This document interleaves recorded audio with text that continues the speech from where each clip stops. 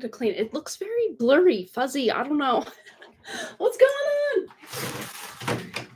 The lighting is cloudy, but diffused. So maybe we'll do this. How does that look? A little better, hopefully. Hey, hi, hello, and good afternoon. My name is Amanda, and welcome to Harmony Partle Tarot Live.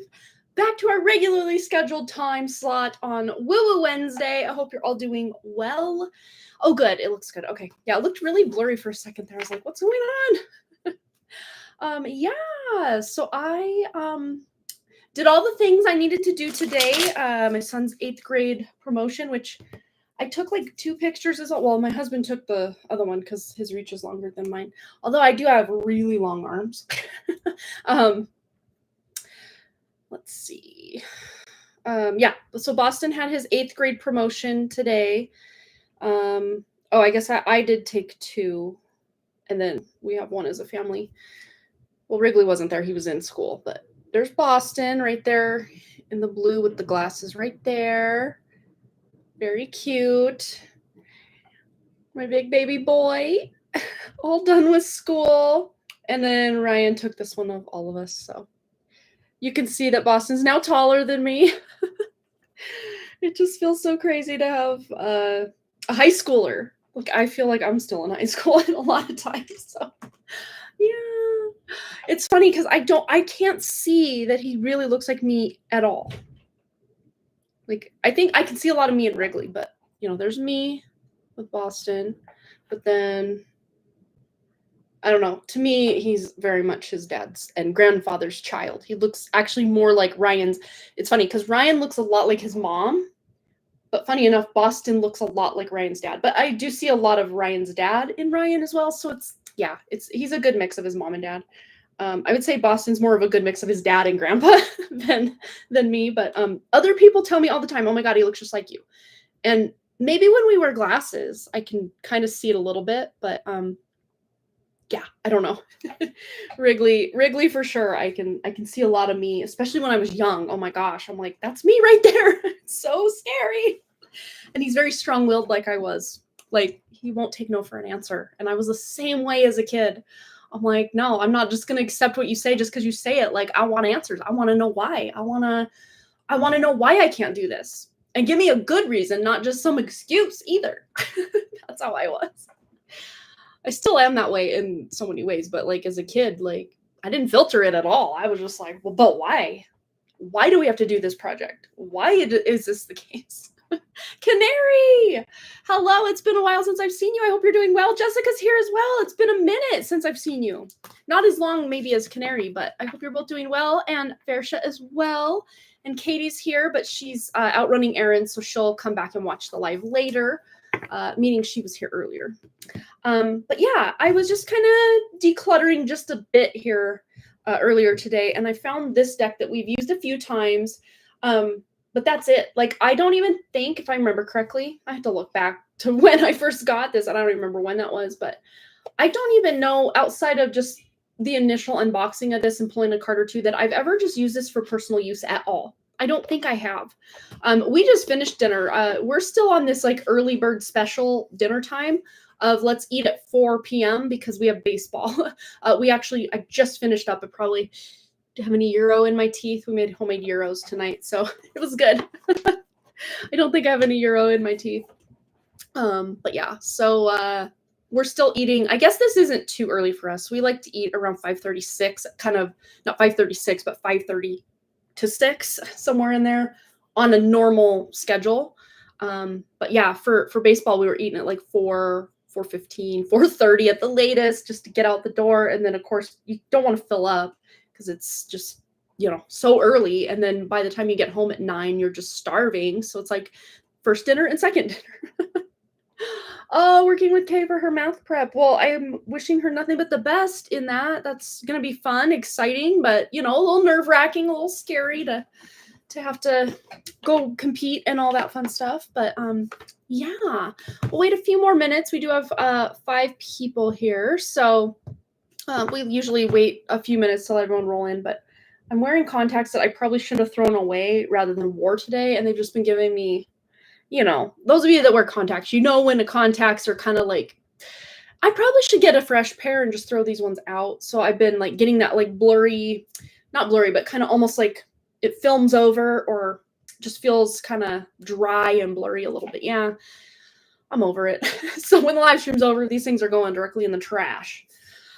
Yeah, fear's the only thing that's like an obstacle in her success. Yeah, for sure, because she's so bright and just lively and spirited, I should say. And yeah, really confidence or lack thereof, and then fear getting in the way, is something that stands in most people's way for almost anything and everything in life. It's a crazy thing, this fear that we're all dealing with for various reasons, you know? I'm trying to think if there's any other news.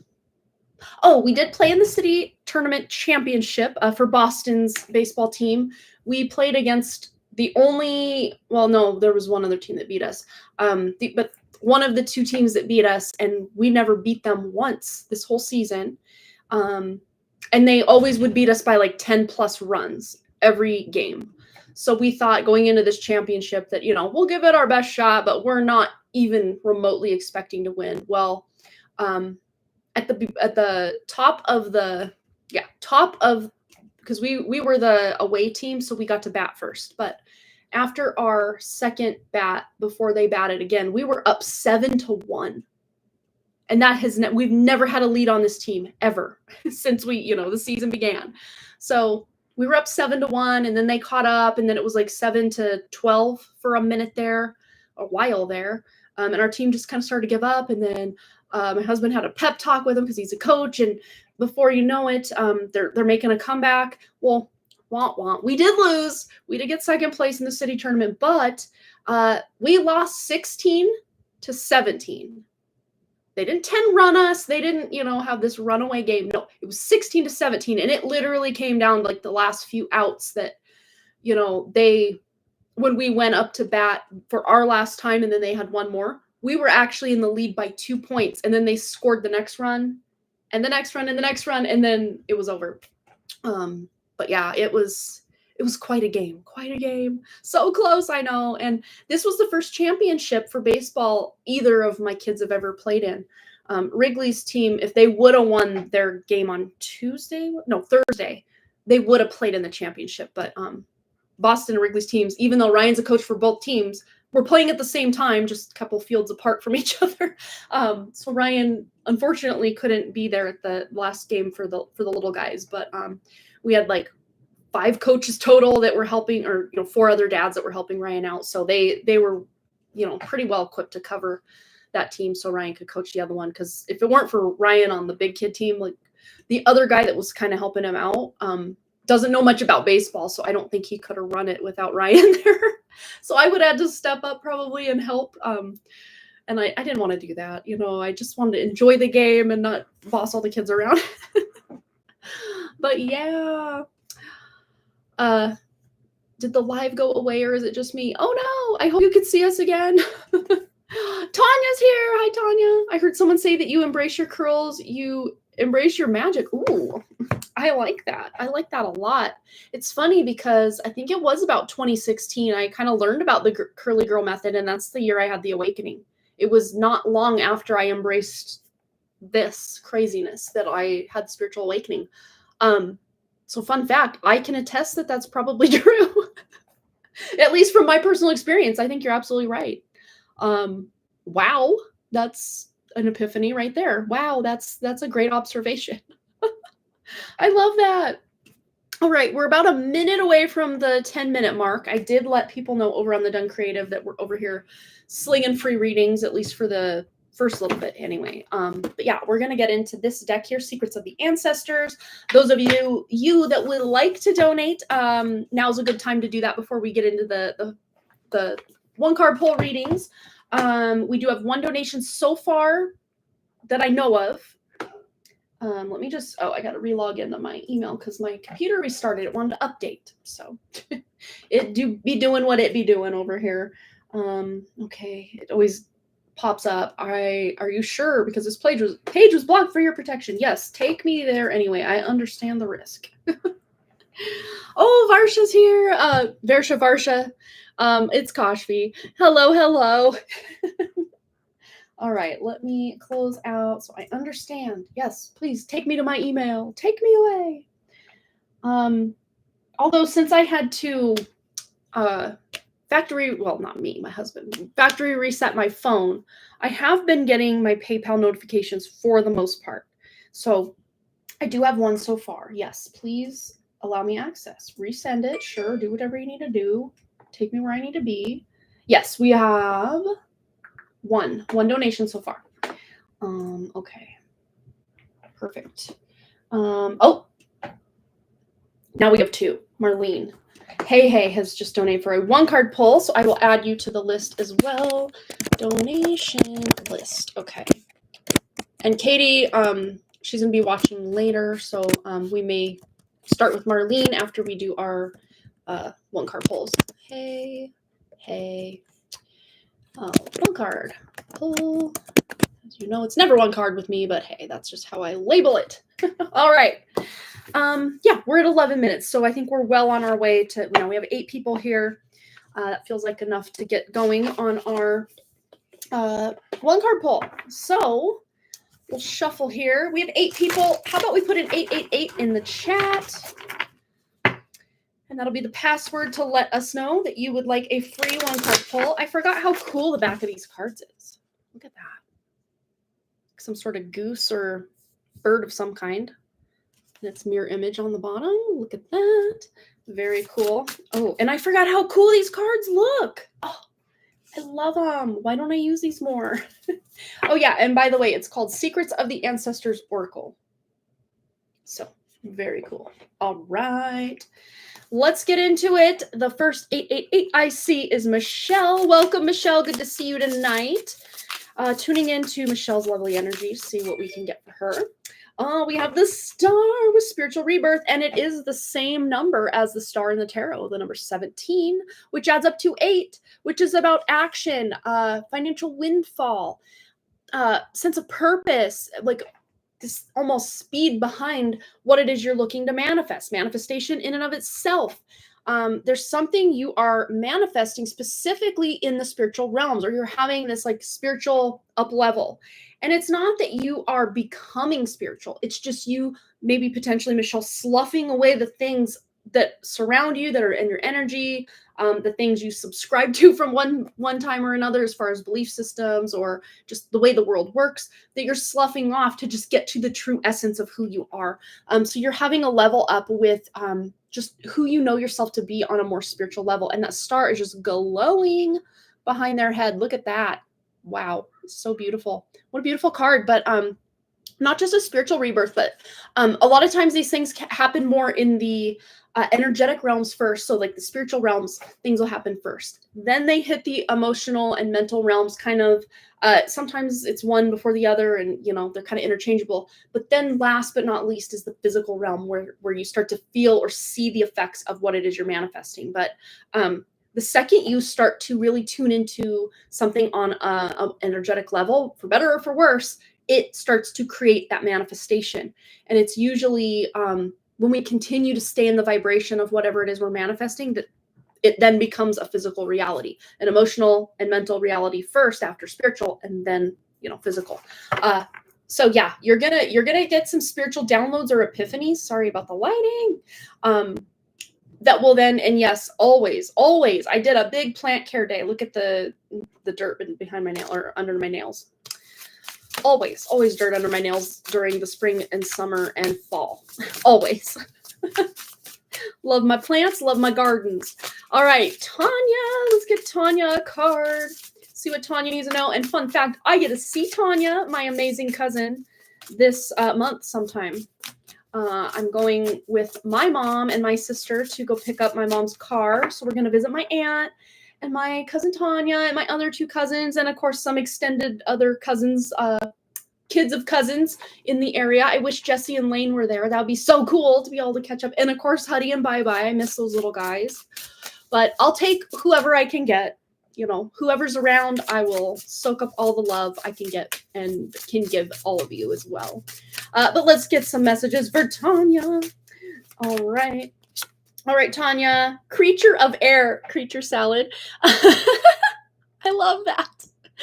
Creature of air, but speed. So something is about to pop off for you and start to advance and almost, I just heard take your breath away, but in a good way. But it almost may be this like learning curve or adjustment or something's happening whether you want it to or not, but it's for a good reason. It's a good thing. It's not it may even be something going on around your house or some sort of improvement or something you're doing around the home that you're like, well, we have to do it now. It's kind of like not now or never, but it feels like, oh, we just got a good deal on this thing. Like now's the time. Like, let's just do it. Even though I'm like busy doing these other things, like let's just do it. We also have the number 34, which is a very spiritual number. So there could even be some speed to, the downloads that are coming in or the spiritual epiphanies or just the realizations you're getting for yourself and for your life. But something is speeding up in a good way that is going to make things feel like they're finally moving forward for you. I love that.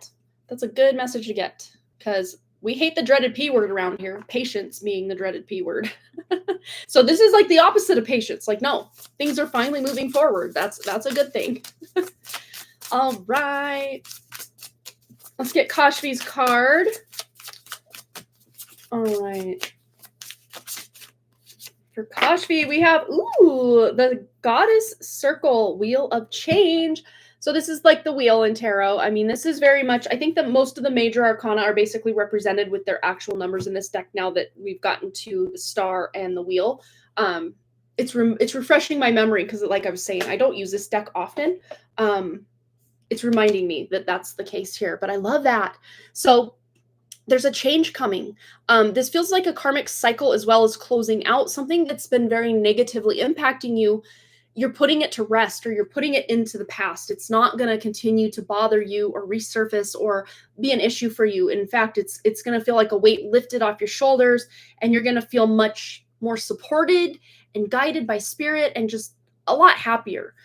This potentially could just be specifically summer vacation, just to have a bit of a break. I know you have your competition and stuff coming up, but just to have some downtime to just, relax. Maybe you're still learning things, but the pressure is kind of lowered, especially after this competition. You'll feel kind of like this pressure valve or release valve is letting kind of some of the steam out so things don't pressurize.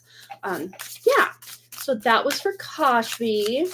All right, let's get Canary 002, a message for Canary in alignment with their true spirit. Here we go. Oh, look, you guys saw me shuffle. Same card Kashvi just got. Look at that. The Wheel of Change, the Wheel of Fortune. I'm seeing something about, especially after June 20th, 21st, somewhere around there is the summer solstice, the longest day of the year. So specifically for you, Canary, around and then thereafter, the 21st of June, there's a cycle closing out, much like Kashvi, that's been very weighing heavy on your shoulders. It's been difficult. But I also see some really good stuff coming in, like past karma that was somehow denied to you is now finally being brought forward or proffered in your direction. Finally. And I just keep hearing for you, Canary, finally, I'm having a breakthrough. Finally, I'm leveling up. Finally, these people are understanding where I'm coming from. Finally, ... fill in the blank here.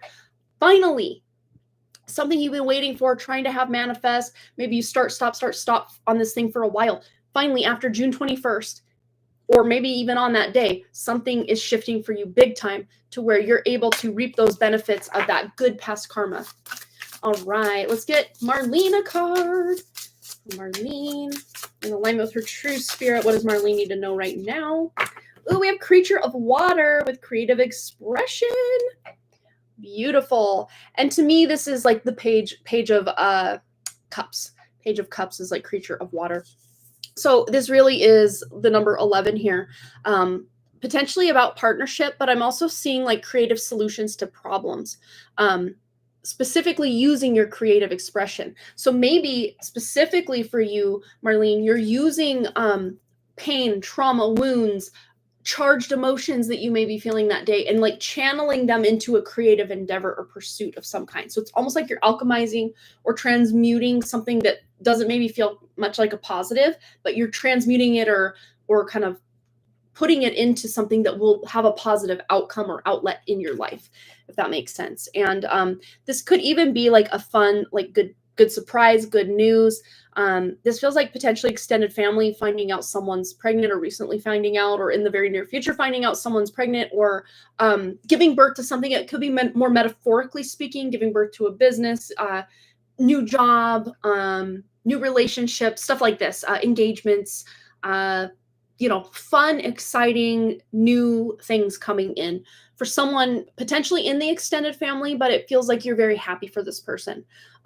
Yeah. And just if you're feeling like a little low, a little blah, a little stuck, a little stagnant, a little bored, just do something that kind of unlocks that creative flow for you, because it will, even if you're not monetizing it or showing it to anyone, one of my favorite ways to do this is just to put on an audiobook or, some podcast or something, and just do some, or, an old rerun of a TV show like The Office. And I haven't done this in a very long time with TV shows because I haven't watched a lot of TV, but put it on, something that I can kind of listen to. But I'm also busying myself with like adult coloring books with my markers and just allowing my creativity to flow. Doesn't have to be shown to anybody, doesn't have to be perfect. But it's fun to kind of mix and match color schemes. Like, I mean, this card is so beautifully colorful. Look at that. But yeah, mixing and matching color schemes. I'm also really honing in there on Saturn. So there could be some old karmic cycles breaking as well. This is like the third card in a row that's talking kind of about karma or changes in like cycles. So that could just be like a collective theme tonight. I'm really seeing that or feeling that a lot, especially even with Tanya's card, and Michelle. Like there's a level up or something that maybe had been suppressed or held back. There's finally speed or this momentum that's building, or breakthrough energy, which heck yes, let's have a breakthrough here in a good way. All right, Versha's message. All right. And we have here the loner, isolation and introspection. This is very much shamanic journey energy here. But this is, the hermit in the tarot is the representation of this card, which is really lovely energy. It can at times feel lonely though. That's the kind of, I guess, downside of the hermit, or we lean so much into our spiritual side that we kind of at times forget about the 3D reality of things. But I know that's not your case, because you're kind of almost just bombarded with all this 3D stuff that you have to deal with almost on a near constant basis, especially even just like with your husband's energy and stuff. But even that, just knowing how far removed you personally and spiritually are from that can make you have this sense of loneliness, even when you're in a room full of people.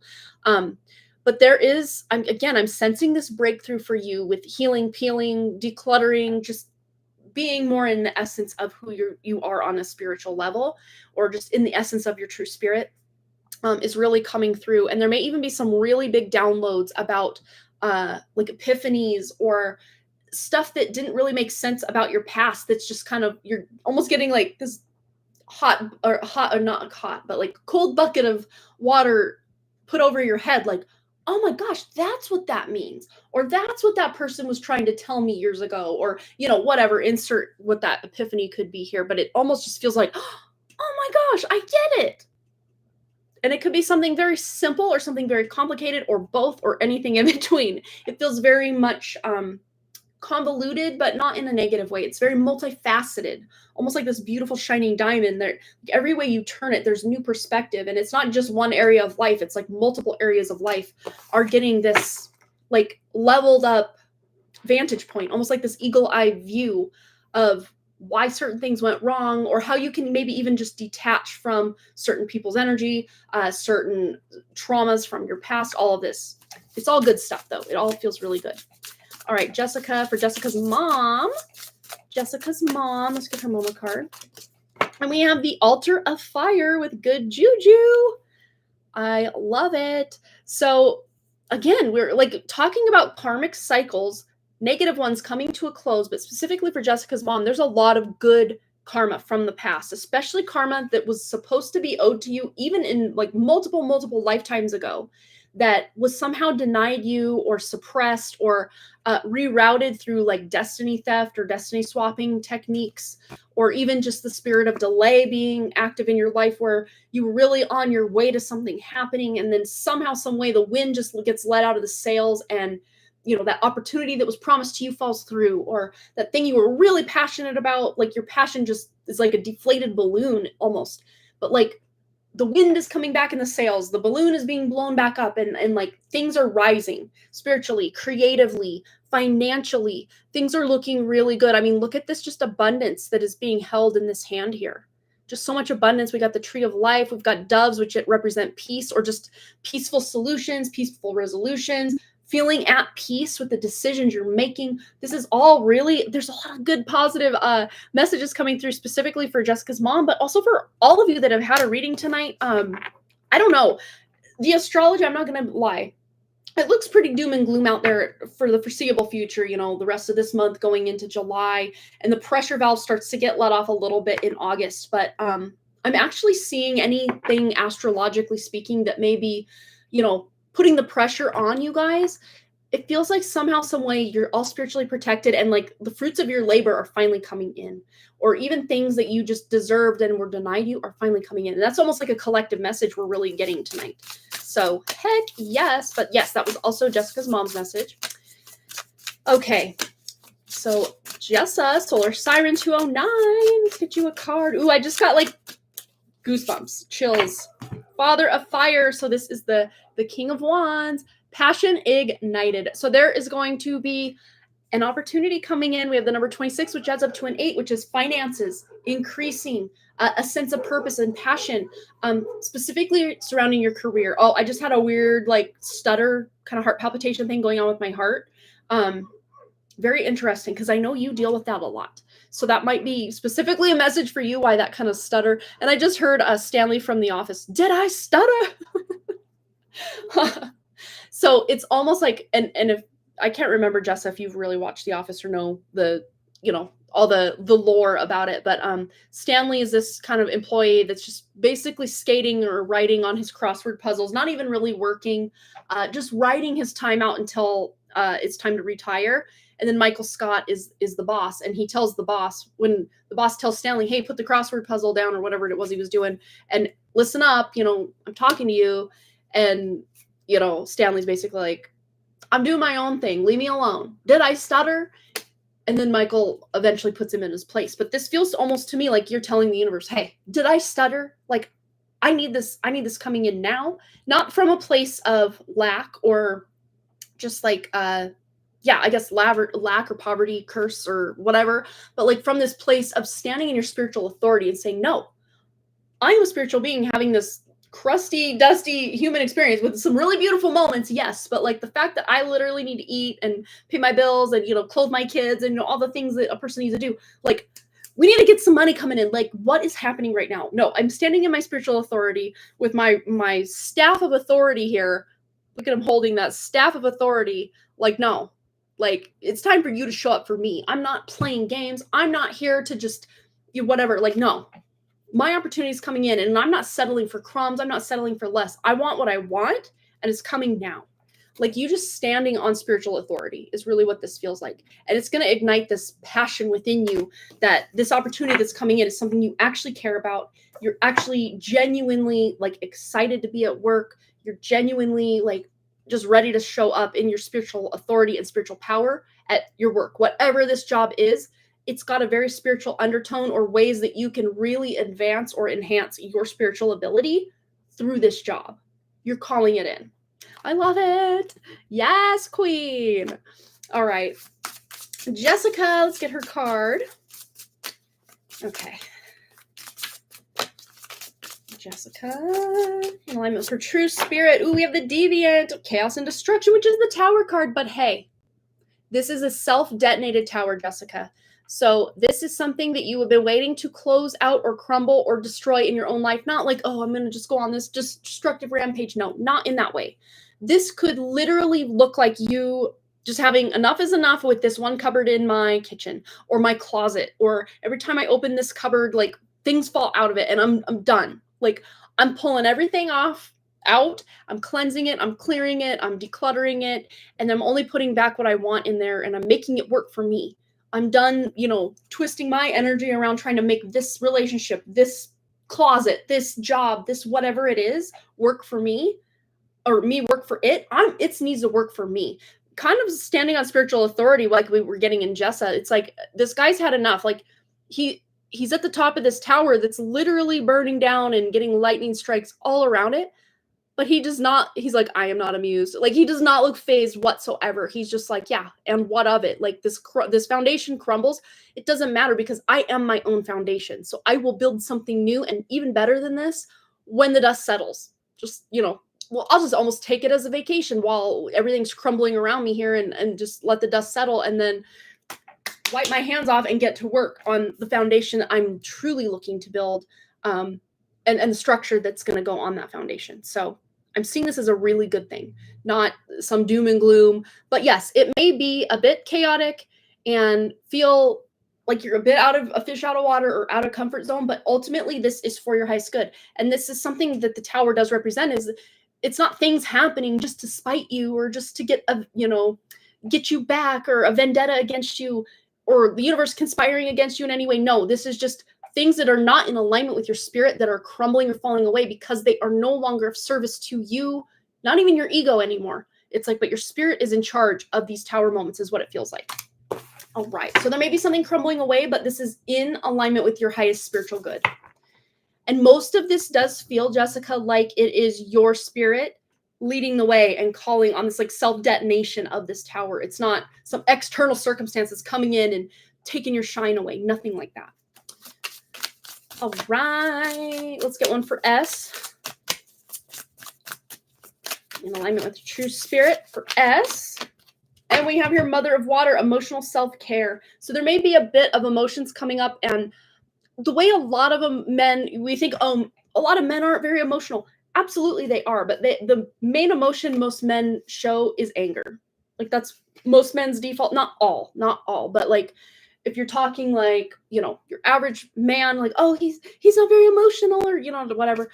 Most men, their main emotion is anger, and that they feel they're safest to express anger because it's just, that's what men do, is they get mad and they yell and they whatever.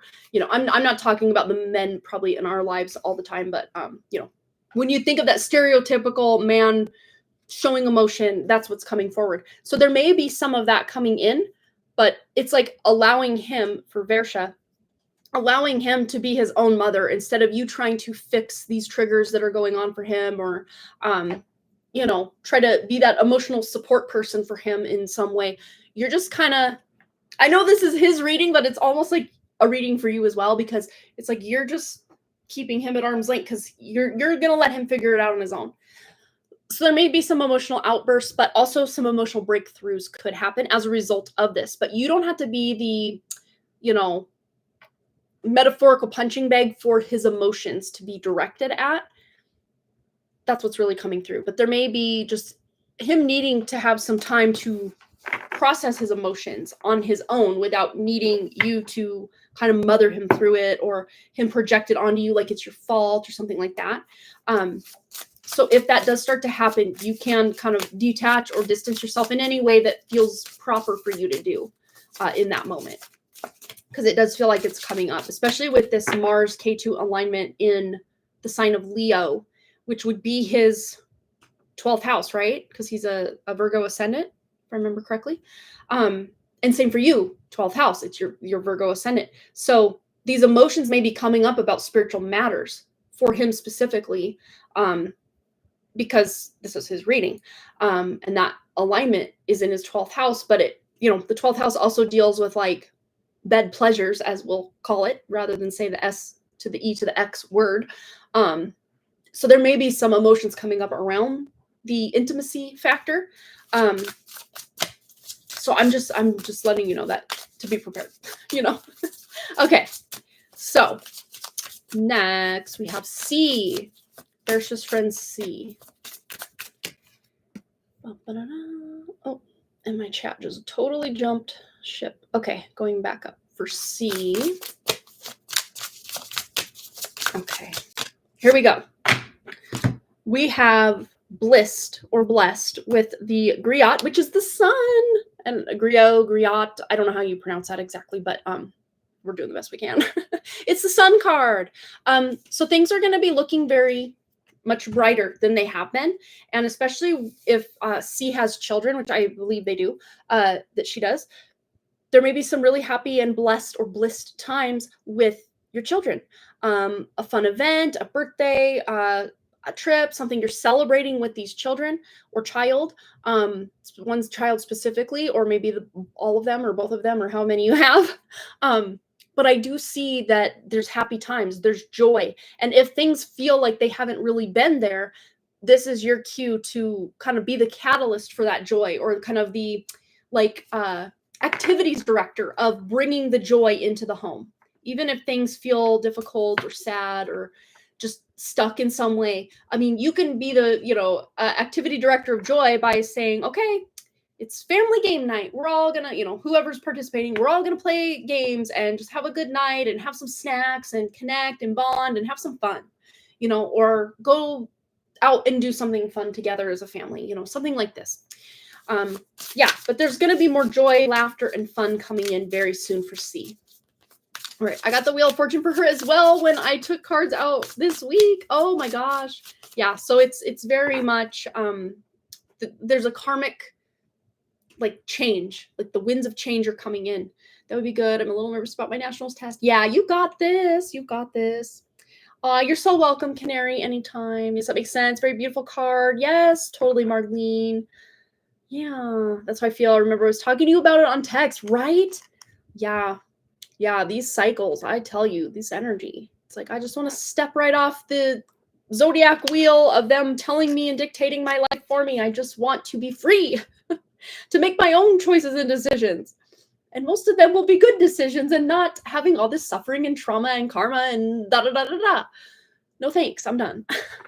Yeah, and Saturn just went into Aries. Yeah, and for Western astrology, and that's the beginning of a cycle. Absolutely. Absolutely. And we're all feeling that. We're all feeling that. And Saturn is actually at kind of it's not a good place. Saturn does not like to be with all this new, fresh energy. And then, I started this, but now kind of shiny object syndrome that a lot of Aries people can get. Like, I started this, but now I want to go start this. Bored with that, gonna go start this. As an Aries sun, I get it. Saturn is no, we started something, we're going to darn well stick to it for years and years and years and years and years and decades and lifetimes until we finish it. So Saturn being in Aries is a very volatile spot for Saturn to be. But also, it can be a very, what's the word I'm looking for? Like resurrecting place for Saturn to be, because it takes off some of the rigidity of, no, you got to see this through to the end. You got to, even though that person's treating you like trash, you still got to treat them with respect. And it's like, no, I'm taking my power back. I don't need to do things by the book or by the matrix anymore. I'm doing what I'm doing. So I guess you can look at it like that as well. Yeah, exactly what I'm looking for. Such a perfect and lovely message for her. She said, thank you. Oh, you're so welcome, Jessica's mom. And to you, Jessica, as well. He is stressed, but he is taking it on me. He is taking it out on me, if at all. He is angry and upset with work issues. He is not eating properly or sleeping. In short, not taking care of himself. So hence spiritual self-care, which that's kind of the trickle-down effect. If we don't have spiritual self-care, we won't, have the full extent of our emotional self-care, mental self-care, physical self-care. I can talk. The root for all of this stuff that needs the care is spiritual. And if you're someone like him that is wanting to deny a lot of that spiritual and just be hyper-focused on physical, things aren't going to always go very well, especially with health and anger issues and stuff like that, for sure. Emotional outbursts are there for sure every night. Oh, that's so draining to your energy, because all the emotional labor you have to perform, even if you're not even talking to him or he's not, but it sounds like he is a lot of times directing it at you. But even if it's not directed at you, but you're just in the household while he's having these outbursts, that totally drains your life force energy just right out from under you. It's hard. It's so hard. My ex-boyfriend, he would just direct all of his problems on me like I was the problem. And I'm like, I promise I'm not that guy at work that pissed you off and now you're mad at me. Like, I didn't do anything. I might have burned the potatoes, but I'm sorry. Oh my gosh, he was so critical of every little thing I did or didn't do or should have done or would have done or could have done. Oh, I'm so glad that's been over for 22 years now. Yeah, thank God.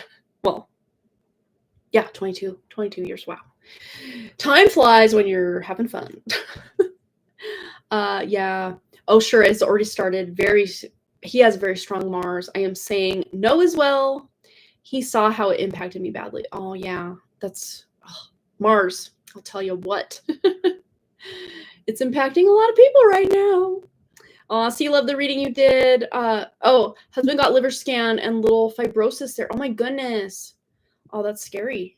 A little bit scary. Yeah. Try to think. It was Dr. Oh gosh, why? Dr. Berg, Berg, here on YouTube. If you Google liver and what's it called? Fibrosis. He's got a lot of remedies, and he's an actual doctor. But he's kind of not on the pharma team, so to speak. He's kind of gone rogue, if that makes sense. He may have a video on it. I know he talks about liver cleansing and fatty liver and a lot of stuff like that, but just check that out. He might have some tips on what he can do to help with that fibrosis stuff going on. Yeah, plus Neptune, right? Yeah, Neptune and Saturn are like this right now and will be through about a year. It's about a year. Yeah, I think it's like June or April to April. So we're kind of partway into it. And they kind of get apart, but then they have an exact conjunction again coming up in July. Then they get apart a little bit, and then they have another, with certain retrogrades going on and what have you, will be exactly conjunct again in February of 2026. So they're kind of having this little little energetic dance. And they don't, from April of this year to April of 2026, we talked all about this on the last live stream. If you guys want more information about the Saturn, Neptune, little song and dance. I talked more from the Vedic perspective, but I did touch a little bit on the Western perspective as well. If you guys missed that and want to check it out. A lot of good information came through in that as far as how to deal, because boy, are people going to be losing their minds because of all of this. A lot of people. But sometimes to stay alive, you got to kill your mind. That's a 21 Pilots lyric from the song Migraine. That whole song. I'm like, this is artistic genius, because yes, yes, yes, and yes, all of it. Yeah, there's a lot going on astrologically speaking right now that, we can always try to take our power back as best as we can from these planets dictating our future or our destiny in some way. One thing I have noticed is I noticed a lot of the positive transits that are going on, the stuff that should be promised per my chart and specific transits. I'm not getting that promise. It's like the Matrix is taking a lot of things that should be astrologically promised, the good things specifically. They're taking it for themselves and leaving all the nasty promises for us to then, have to emotionally and spiritually and physically and mentally go through, and then they get a big feeding off of all that negativity. But I've noticed with a lot, especially since around 2012, just looking back on things that should have gone one way, that kind of at the last minute went sideways for me in a lot of different areas, or something I thought, oh, this is going to be it, doesn't pan out. And it's not just me. This is so many people in my life that I know personally, and even people I work with professionally, that a lot of the supposed good promises that our chart is telling us we should have are not coming through. Or if they are coming through, it's not to the degree that they should be. It's like a trickle instead of like a fire hose, which I see this again. This could be part of that turning point for humanity that was happening on June 8th, which that was Sunday that happened. And that day, I thought I was going to end that day with two huge black eyes, because my dog Ruth, I was kissing her and leaning into her and stuff, and a dog was coming up the path. So Arthur did this very specific bark he does anytime he sees a dog, and Ruth sat up and headbutted me right, not up here in the nose, but like right down here, kind of more on the cartilage. But even doing that, I can still feel the bruise, especially on this side. Like, it's bruised underneath, but it never really came through the skin. But I could still feel it, especially on this right side. It might be your left. Yeah, it's like, oh, it hurts. So she kind of headbutted me on that day, and I'm like, is this the turning point for you? This is what I'm dealing with? Okay. But no, certain things that were denied us can't continuously be denied anymore, because certain veils that the Matrix had up are falling, collapsing, crumbling to the point where they're grasped. It's like the fabric that they've held onto like this has just frayed, and they're holding on to strings rather than the whole tapestry of what's going on here, or this whole kind of fabric of the network of the matrix. They're losing their grasp so much that these promises we've been, promised are finally coming through. And look at that, we have the Fool. Those possibilities and potential. This is for all of us right here, because we kind of been talking collectively the past few minutes or so. Oh, Ethan's here. Oh my gosh, it has been a hot minute. I hope you're doing well. Good to see you, Ethan. Put an 888 in the chat if you're just joining us and would like a free one-card pull tonight. Anyone, not just Ethan, anyone who didn't get one. Yeah, and then we're going to get into, we have 3 donations tonight so far, so we're going to get into that. Oh, it's been so long. I know. How's college going? How's life? Let us know all the things. Well, as much as you're comfortable sharing. It's good to see you. We missed you. All right, let's get Ethan a card. Ooh, we got 2 cards. Ethan, it's your lucky day. You get 2 cards. Ooh, the twins. So 2 cards, twins. So we have the Lovers card here, the twins, conscious connections, conscious decisions, meeting like-minded people or spiritual companions of some kind. And we have Root of the Earth with inspired action. Inspired action, and then this is a card about major life-changing decisions. So you're going to be inspired to make a very positive and beneficial change for your life.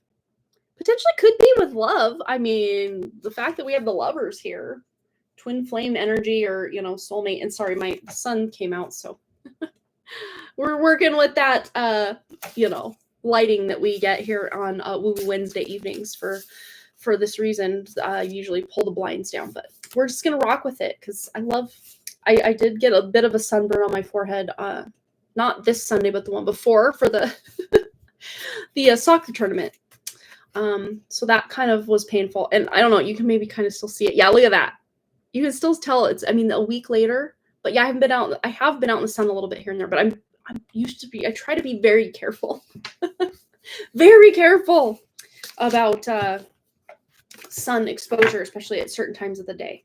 I just go willy-nilly out there, no worries, until about 10 a.m. And then anytime after about 8 p.m., I'm fine.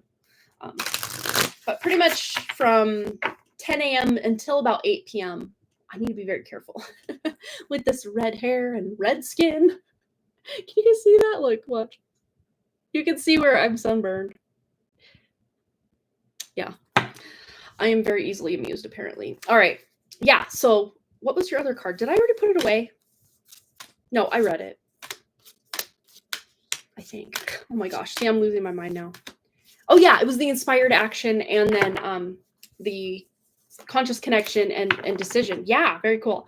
Also took a break from college. Oh, took a break from college, but plan on going back this fall. Currently exploring myself and making new friends. I did the exact same thing. And it was the best decision I made because I had no idea what the heck I wanted to do. The things I did want to do, I'm like, no one's ever going to make money doing this, or, me probably specifically, not going to make money doing this. So let me just go back. I went back, not back to school. I went to work at this lumber mill in my hometown. I left this town I'm currently in, moved back home for, it was in June through December to work at a lumber mill just to save up money because it was a good paying job back then. Whole $10.68 an hour doing the one thing. No, it was $13.68 an hour, and then the other one was $14.28 an hour. The $10.68 was when I worked forest fires 2 years before that. But yeah, it was one of the better decisions I made because I got to save up some money and grow and kind of decide and figure out who am I? What do I want? What do I want to do?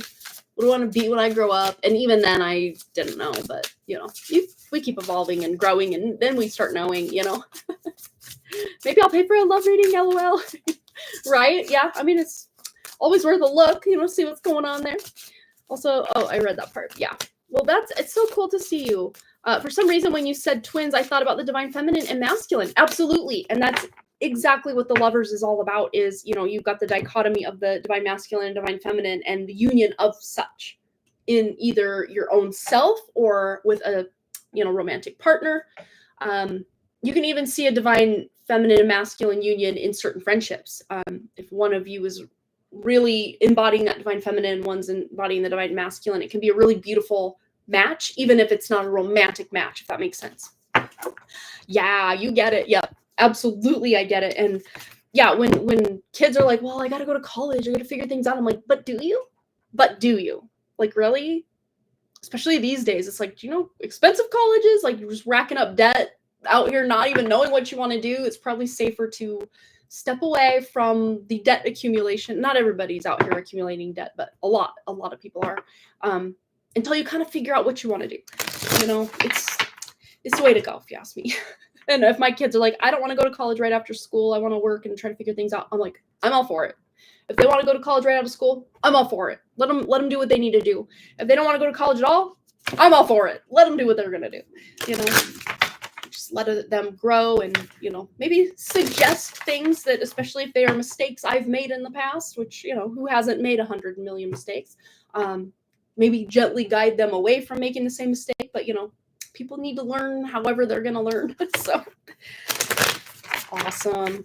All right. Well, Ethan, it's good to catch up with you. I hope you're having some fun in this whole finding yourself and just taking that break and just making some new friends. And, you know, there's no real rush in life. That's the, you know, we always think there is, but not always. Not always.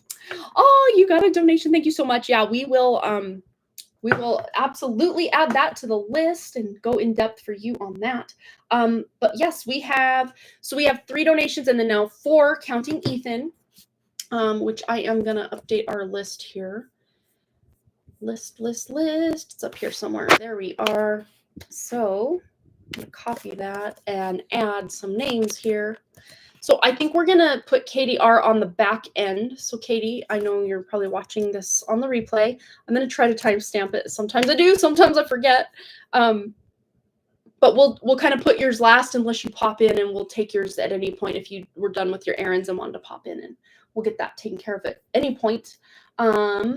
And then we had, of course, Marlene. So we'll start with Marlene, then Jessa, then Ethan, then Katie. We'll go in that order. And Marlene and Jessa are 1 card pulls, so they'll go pretty quick. So Ethan, you're going to be on deck here very shortly, really. Okay, so we got Marlene, and then we have Solar Siren 209, 1 card. All right, and then Ethan. And then Katie R. Okay, perfect. Itchy nose, so someone's got some good luck coming in. Ooh, very good luck. Itchy. Okay, so we have our list, and we're going to get into it for Marlene. So Marlene, if you have your question. Oh, and Versha wanted a timestamp as well. Oh, I, for some reason, don't see your donation, but hey, I will put you in, you know, I like to put you guys in the order that I received the donation, so it feels fair that way. Unless someone wants to go last or something, that totally works. But I can log in and double check PayPal, because it doesn't always alert me in my email or as a notification, but it has been better about it since I did that factory, well, my husband did the factory reset on the phone. I use the proverbial we here because I had nothing to do with it other than handing him over my phone and saying, please help me. That was the extent of my contribution to resetting my phone. Okay. Let me just see here what we've got over on PayPal. Okay. All right. So go to activity. Okay. So I have Katie R, Marlene, Jessa, and then Ethan is here on SuperChat. So it hasn't showed up for me yet. So if you did donate, maybe double check just in case it didn't go through. But if you still have yet to donate, then no worries. We'll get you on the list for sure. Okay, any messages from Marlene's higher self? So I had a deck out, and then my kids knocked it on the floor, and it's kind of all mixed up. So I'm actually going to instead use Cosmic Cycles. Since there's been a lot of talk about shifting of cycles in our 1 card pulls tonight, it feels very much like a collective message of something's about to shift or has shifted, is in the process of shifting. So yeah, let's use the Cosmic Cycles Tarot. Okay, get it going here. All right. Oh, it's 555 where you're at. How exciting. I always love when they all line up like that. Yeah, it's 655 here. Okay. So any messages from Marlene's higher self, tuning into her lovely true spirit / higher self. What does she need to know right now? Any messages? Well, I just got this rush of excitement, kind of feeling in my heart chakra, heart energy. So let's see what's going on with this exciting energy. Ooh, lots of pentacles. We have the 9 of pentacles. We have the 6 of pentacles and the 3 of pentacles. Look at this. That's a lot of earth energy or physical manifestation. So I feel like I want to read it this way. So something you've really put a lot of effort, time, blood, sweat, tears, attention, affection, love, stress even into, you're gonna be able to get the reward of that hard work, or the seeds that you've planted. You're going to be able to reap the benefit of a very bounteous harvest is what I'm seeing here. Something specifically potentially having to do with working with other people. Both the 6 of Pentacles and the 3 of Pentacles here is really giving me group effort, both of these cards. And I normally, yes and no, you can assume that the 6 of Pentacles is a group effort because there's usually one receiver and one giver, or a couple of receivers and a beneficial person in the traditional Rider-Waite-Smith depiction of this card. But I'm seeing, this person is contributing kind of almost like patrons. He's a patron of the arts, if you will. So this feels very creative. And then we've got kind of like a producer here helping this guy record his album is what this is giving me. So 2 instances of guitars and a guitar case. This doesn't necessarily mean you have to go in a musical direction or anything like that. Artistic is more of the energy this is giving. But if music helps you, like if listening to music and getting in that creative flow state, because we did have very creative energy in your free 1 card pull today, Marlene. Getting in that creative flow state is going to bring forth some ideas or kind of some brainstorming energy. Like, oh, you just sang this one, this is just an example because of the cards. You just sang that lyric like this, but what if instead of going up in the register, you kind of come down and make it all dramatic? And then you're like, I don't know about that. But then you try it out and you're like, actually, that's what we need. That's exactly what this needs. So what this is really bringing forward is someone in your life may have an idea or an opinion or some advice, and you hear it and you're like, I appreciate your input, but I don't know. That doesn't sound like me. That doesn't sound like something I need to do or should do, or whatever. But then you either kind of take their advice and do it, and you're like, oh my gosh, yes, this is what I've been missing the whole time. Or you're kind of ruminating on it and kind of like, maybe their idea wasn't completely what I'm looking for, but like part of their idea, that could work. This feels very much like July energy. So we're kind of almost getting a sneak peek of something you're building toward in July. Let's just see what specifically this is for Marlene. It's very much potentially to do with some income source here, or something that will eventually become some income for you or provide income for you in the long term. But again, it's creative. Oh, your husband plays a guitar. I don't play any instruments, but I get creative in other ways, like editing, putting ideas together. Yeah, see? And that could be like, maybe he's the one, and it doesn't have to specifically be music, but just, something creative. Again, that could have to do with, a YouTube channel, his YouTube channel, your YouTube channel, or maybe you're coming together to have like a podcast together as a fun married couple or something. Like, ideas just kind of start flowing between now and July. And by July, there's something you're going to be able to implement. Again, even if you're just starting it in July and it doesn't take off and, start making you $1 million overnight, but there's something you're kicking off in July or kind of leading up to July. This kind of setting the stage, no pun intended with all this music, for this really beautiful, it is. Muse is music, and it is mathematical. Absolutely. Yeah. You can actually take like Leonardo da Vinci's different paintings and stuff, or other people's paintings, and like create music out of them. Like there's math, even in arts, there's math. The whole universe is based on math and, ones and zeros and numbers and, all the things. There are 10 types of people in this world. Those who understand binary and those who don't. Fun computer joke right there. And for those that don't understand, the number 1 and 0 together actually means 2 in binary code. So yeah, very funny. 10 kinds of people in this world. Those who understand binary and those who don't. Yeah. My husband, I read that part. So yeah, there's a creative something, a seed that maybe you're getting an idea now, or maybe that idea is not coming even until July, but there's a seed you're planting in July that's going to blossom into something. Again, it's not that you're having to do this alone or you're pulling all the weight or even doing all the heavy lifting. There's someone else that's helping out here. So it's like a concerted effort. It's not just you pulling all the weight here. Yeah, we just found out that on YouTube, that YouTube pays cents for views, but we have decided to chug along until it's not fun. Yeah,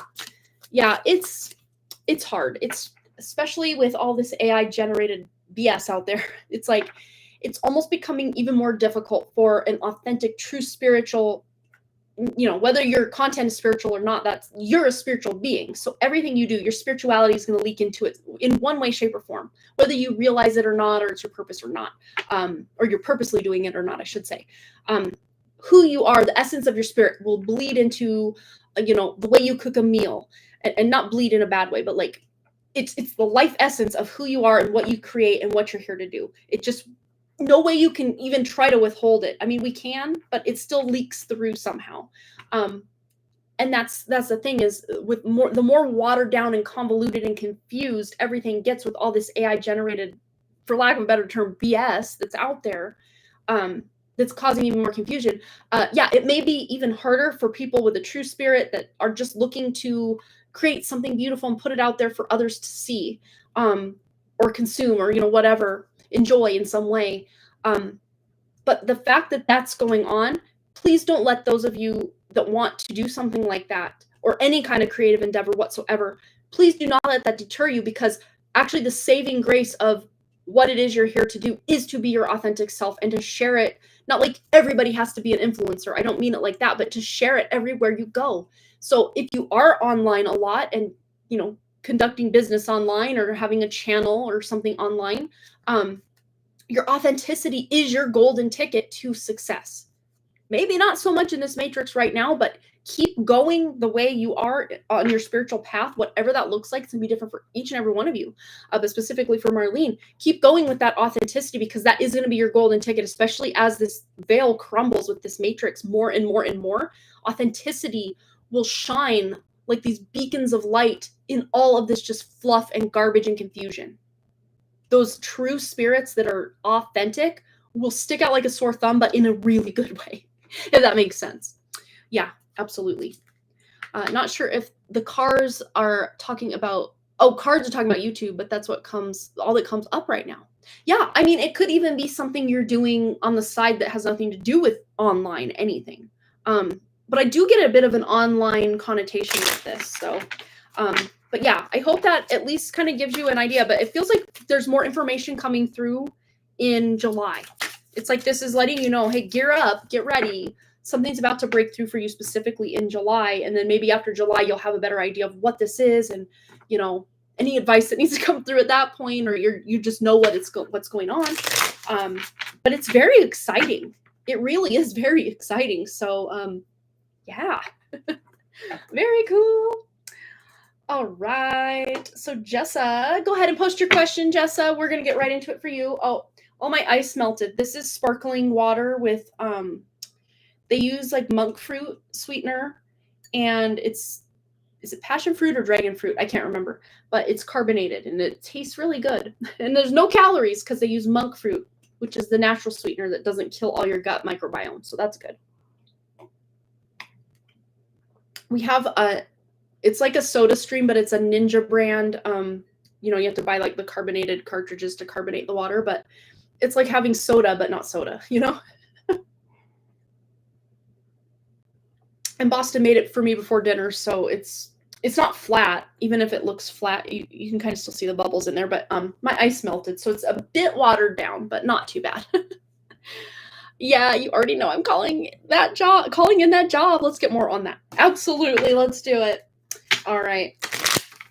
Gosh darn it, what does Jessa need to know about this job? Is there anything she needs to know? Advice, wisdom, guidance? Oh, very interesting. I just got this huge download to go downstairs, get my dragon's blood incense, and light one up. Not just for you, but yes, also for you, but for all of us, to just allow that good energy to come in and to remove anything standing in our way. I didn't do any incense at the beginning, so let me go do that real quick, because I just got this download like, no, this has to happen. We got to do it. So let's do it. Get a drink, get a beverage, do something. I'll be right back, I promise. Right back. Okay.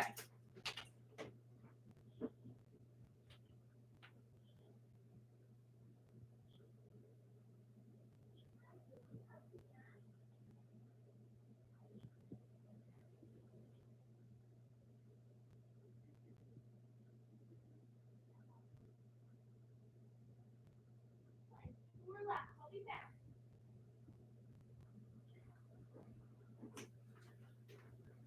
Of course, I have to have a full-on conversation with my dogs while I'm down there. As always. Okay. Oh, it smells so good. All right, so some dragon's blood incense. So if anyone here, I love this. That's my signature incense. Oh my gosh.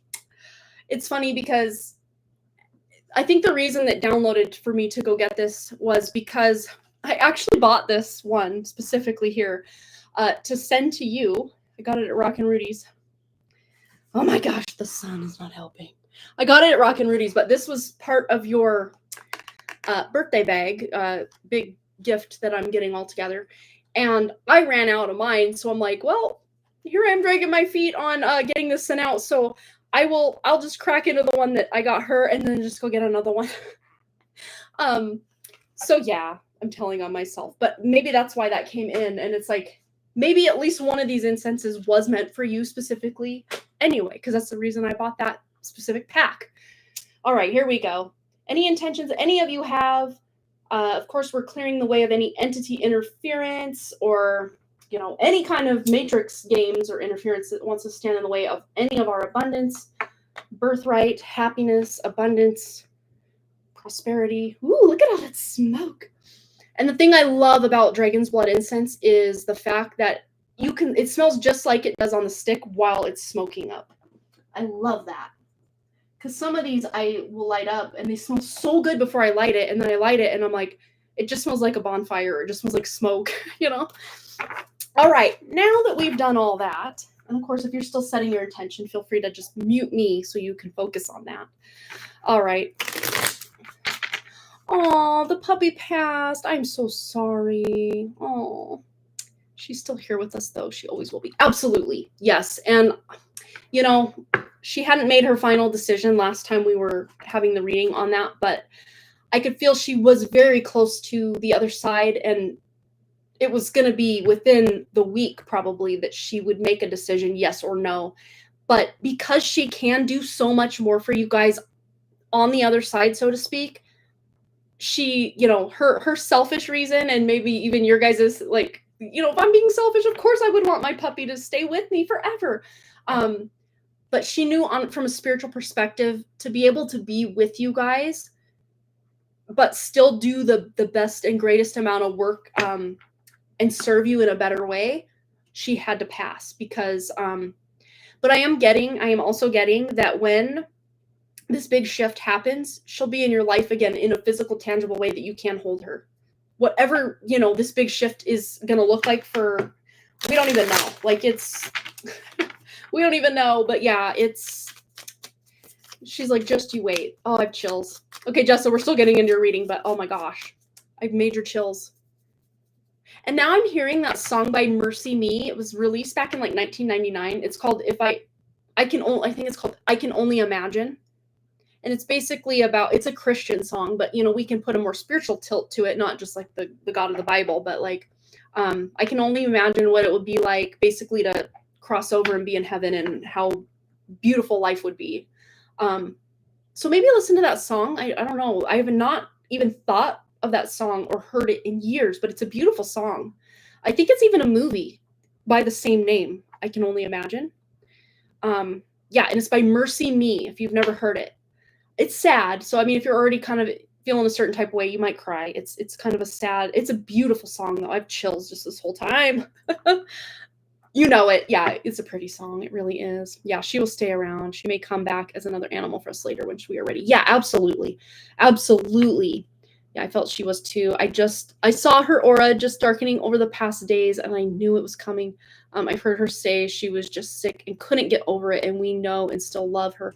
Yeah, because a lot of what she would be doing if she had stayed incarnated, would just be to try to maintain that level of health that wouldn't put her in a decline. So she wouldn't even be able to serve you spiritually the way that she incarnated to do. And again, this is entities that got in the way and interfered with her path.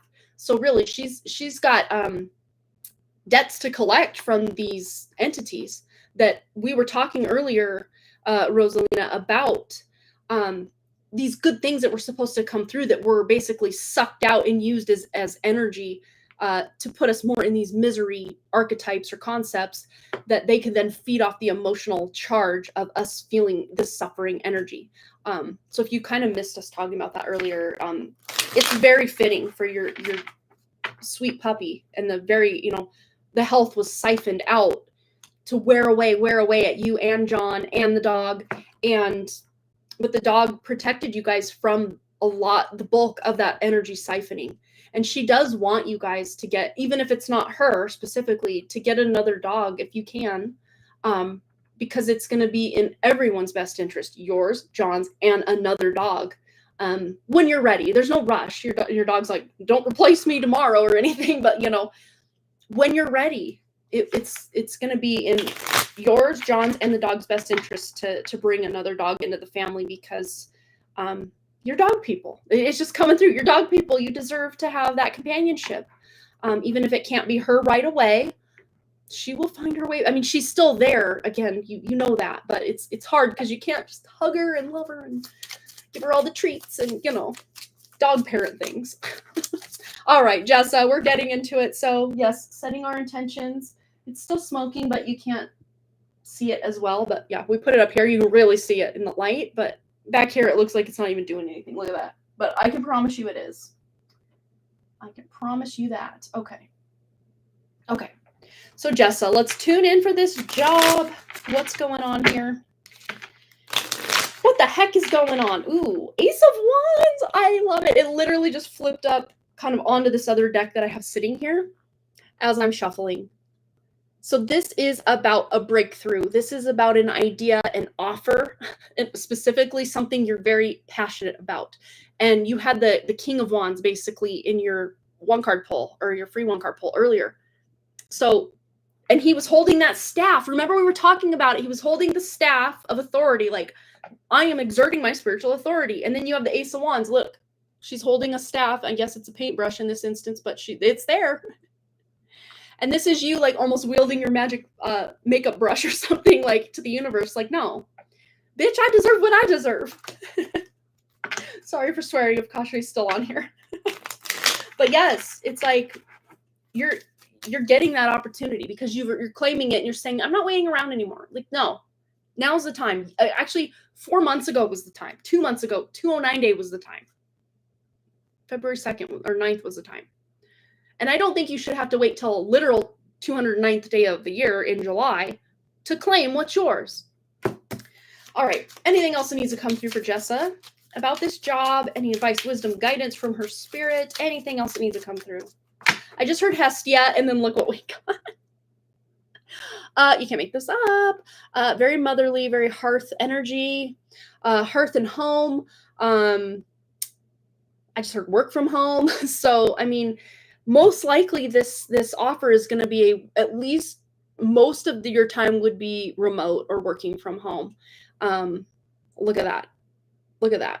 And then we were talking about the magic paint makeup brush. And then here you are as like the mother energy here, creatively doing up this more younger or child energy here. But interestingly enough, yes, I know you have your own daughter, but this feels like you doing up your own inner child. Glamour shots. Oh my God. This feels very fun. I just heard 30 and flirty and thriving. The kind of catchphrase of the wish from the movie 13 Going on 30. So there could have been some cycle between age 13 and 30 that now, you're in your later 30s, that something is closing out. Okay, what is this? Because this has to do not specifically with the job itself, but the reason this job hasn't come through. So it most likely has something to do with your relationship with your mom, because that's always on and popping in a lot of this energy. and just calling your power back from her and all of that. And you do get your best downloads when you do your makeup. Absolutely. Do you hear that? It's my, it's this. Did you hear that ding? Because I hit the table and it radiated this. But look, what's in here, Jessa? You can't make this up. That road opener that I was burning for you for those weeks a while back. Look at that. Still smells good. And guess what? It's dragon's blood scented. I didn't even think of that. I didn't even tell you that, did I?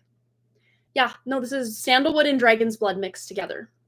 And yes, it's a little dusty from my smoke, my incense over here. I gotta clean, like deep clean in here so bad. But the ding, that's a bell. That's like a notification, like news incoming, alerting you, hey, opportunity incoming. Oh my gosh, you can't make this stuff up. I love how exciting this is. But yeah, this is the metal, and it almost looks like mermaid scales. I just realized that.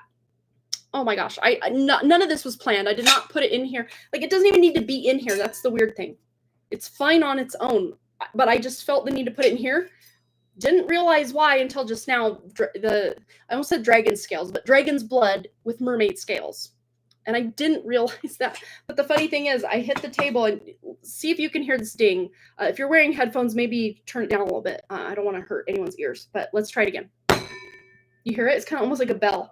It sounded actually more reverberating over here. Like it took longer where it was initially. Let's see. It's not doing it to the extent it did that first time. They got my attention. But remember, it's like, news is coming in here. It's coming in, so very cool. And you probably maybe can't hear it because sometimes these live streams don't pick up all the subtle. They'll always pick up my dogs barking, but not maybe the subtle sounds that are going on in here.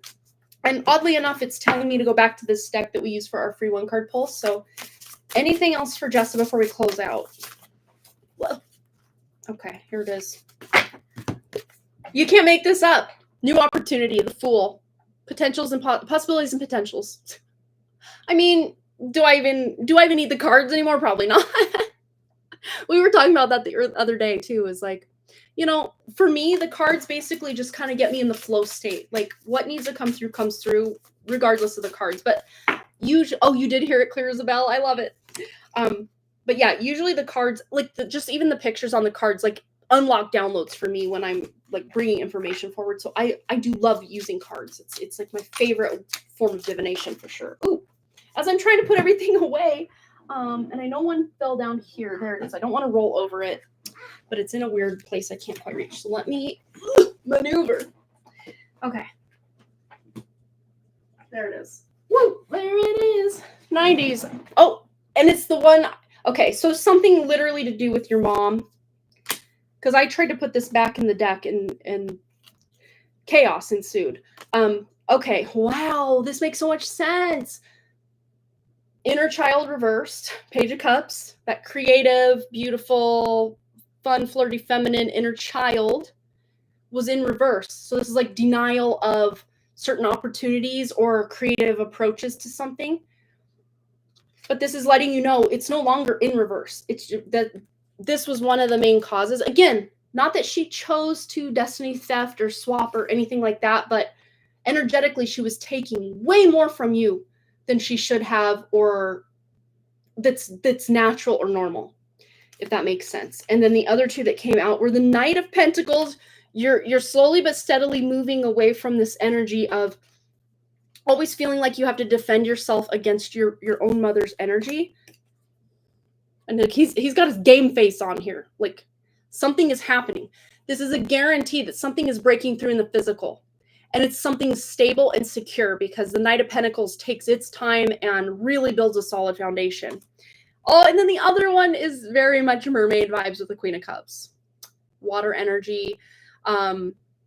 This is about you literally making your own crown.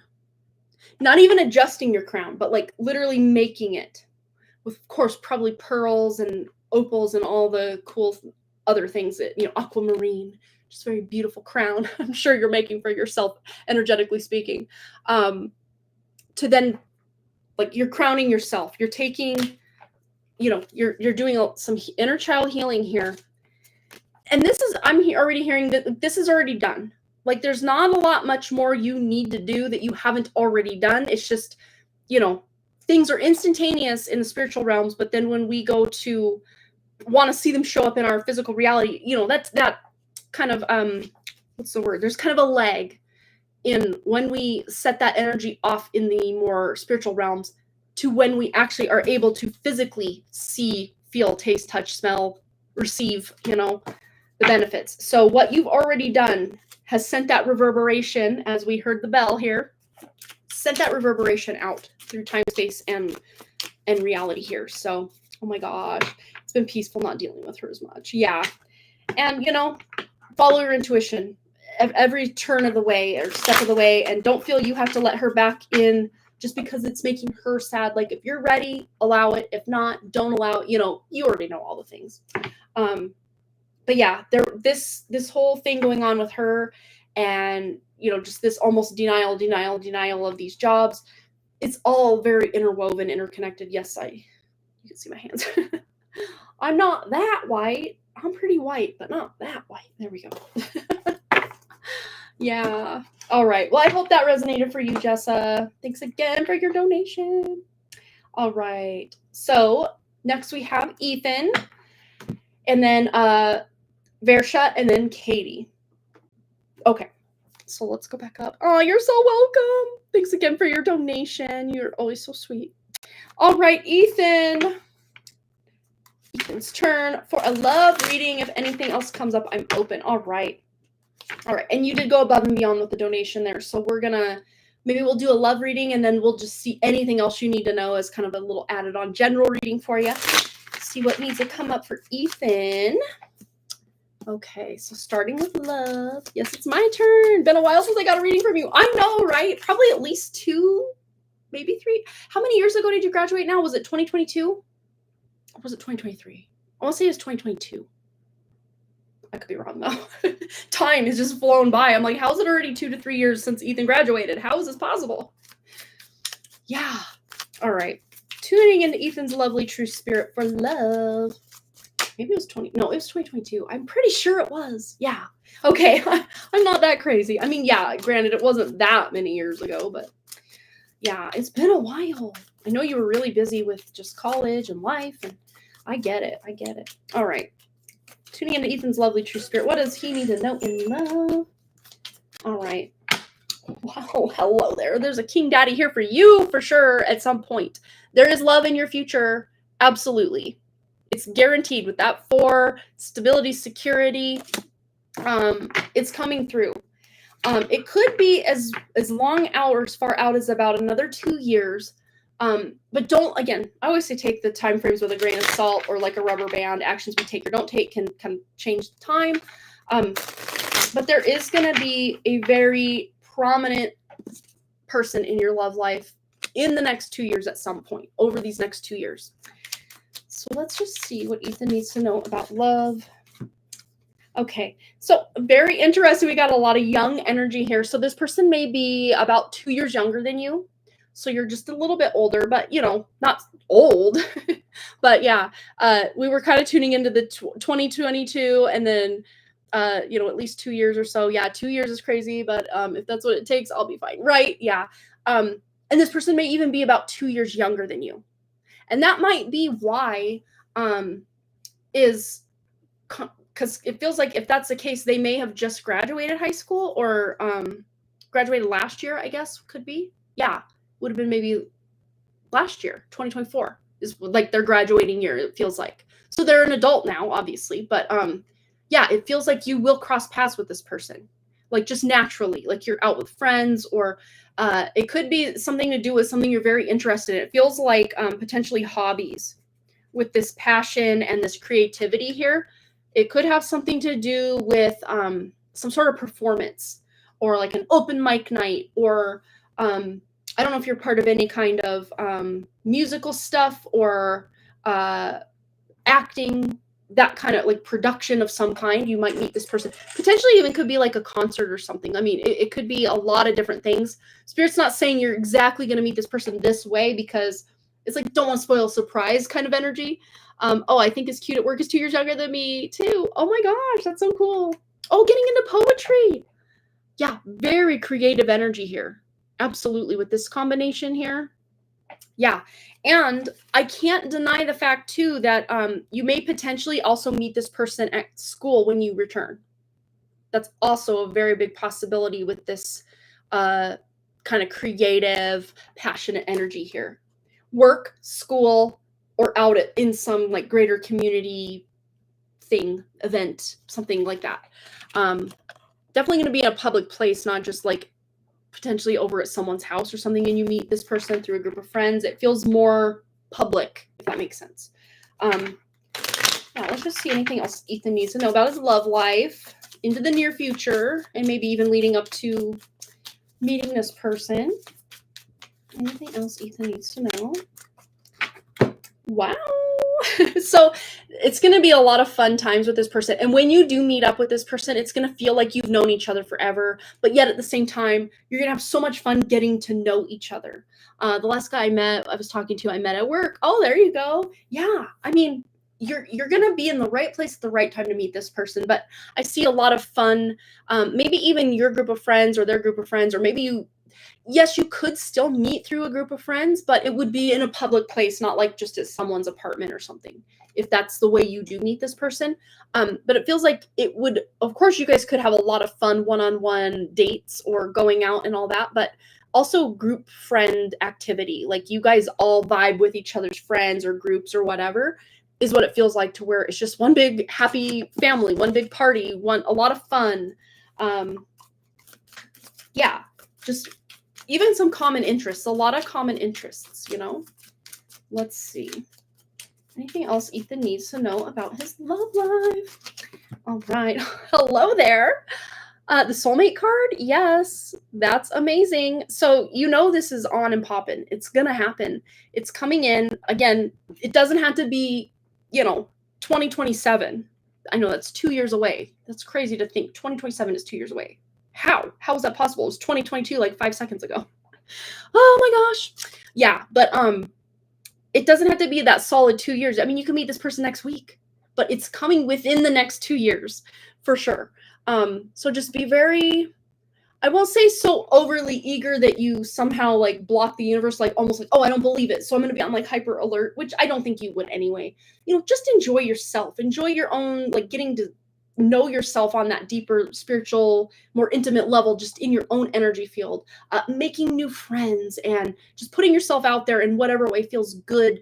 And sometimes it feels a bit uncomfortable, but in a good way, like, okay, this is scary, but like in a good way, because I'm pushing myself and I'm learning new things and I'm putting myself out there more. Follow your intuition, and it's going to lead you right to this person, and this person following their intuition is going to lead them right to you as well. So amazing. Like this feels really good.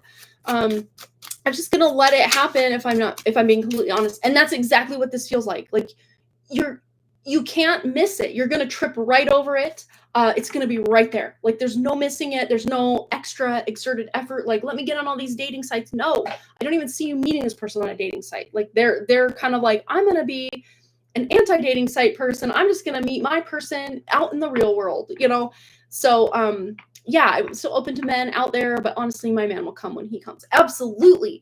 And that's exactly, yeah, you're done with online. And so is this person, because I feels like this person has kind of been through it a little bit online as well, to where he feels like he's gonna just say, nah, I'm meeting my person very organically, very out in the wild, or just, being myself, my true authentic self. And same with you. And you're like, same, me too. And you're going to find you have a lot of commonalities with this person, but there's enough difference that it's very interesting, and what he's into that you're not, and vice versa. Like you guys are very supportive and very like interested in what they're interested in, All right. Anything else before we close out the love part of the reading? And then we're going to get into just a general, whatever Ethan needs to know. All right. Anything else coming in hot? All right. Yeah. Okay. So this feels like this is a self-detonated tower, but this is coming after a time that's maybe a little more, and again, it feels more emotionally difficult than actually something physically bad happening. It's very much an emotional release of just way past stuff, especially from like your childhood or like even teenage years, just kind of allowing that any traumas that you experienced, embarrassment, sadness, guilt, shame, worries, like that stuff is kind of coming to the surface for you to release. And after you have this really big release, emotional release from a lot of stuff from, I would say, age 13 to around 19.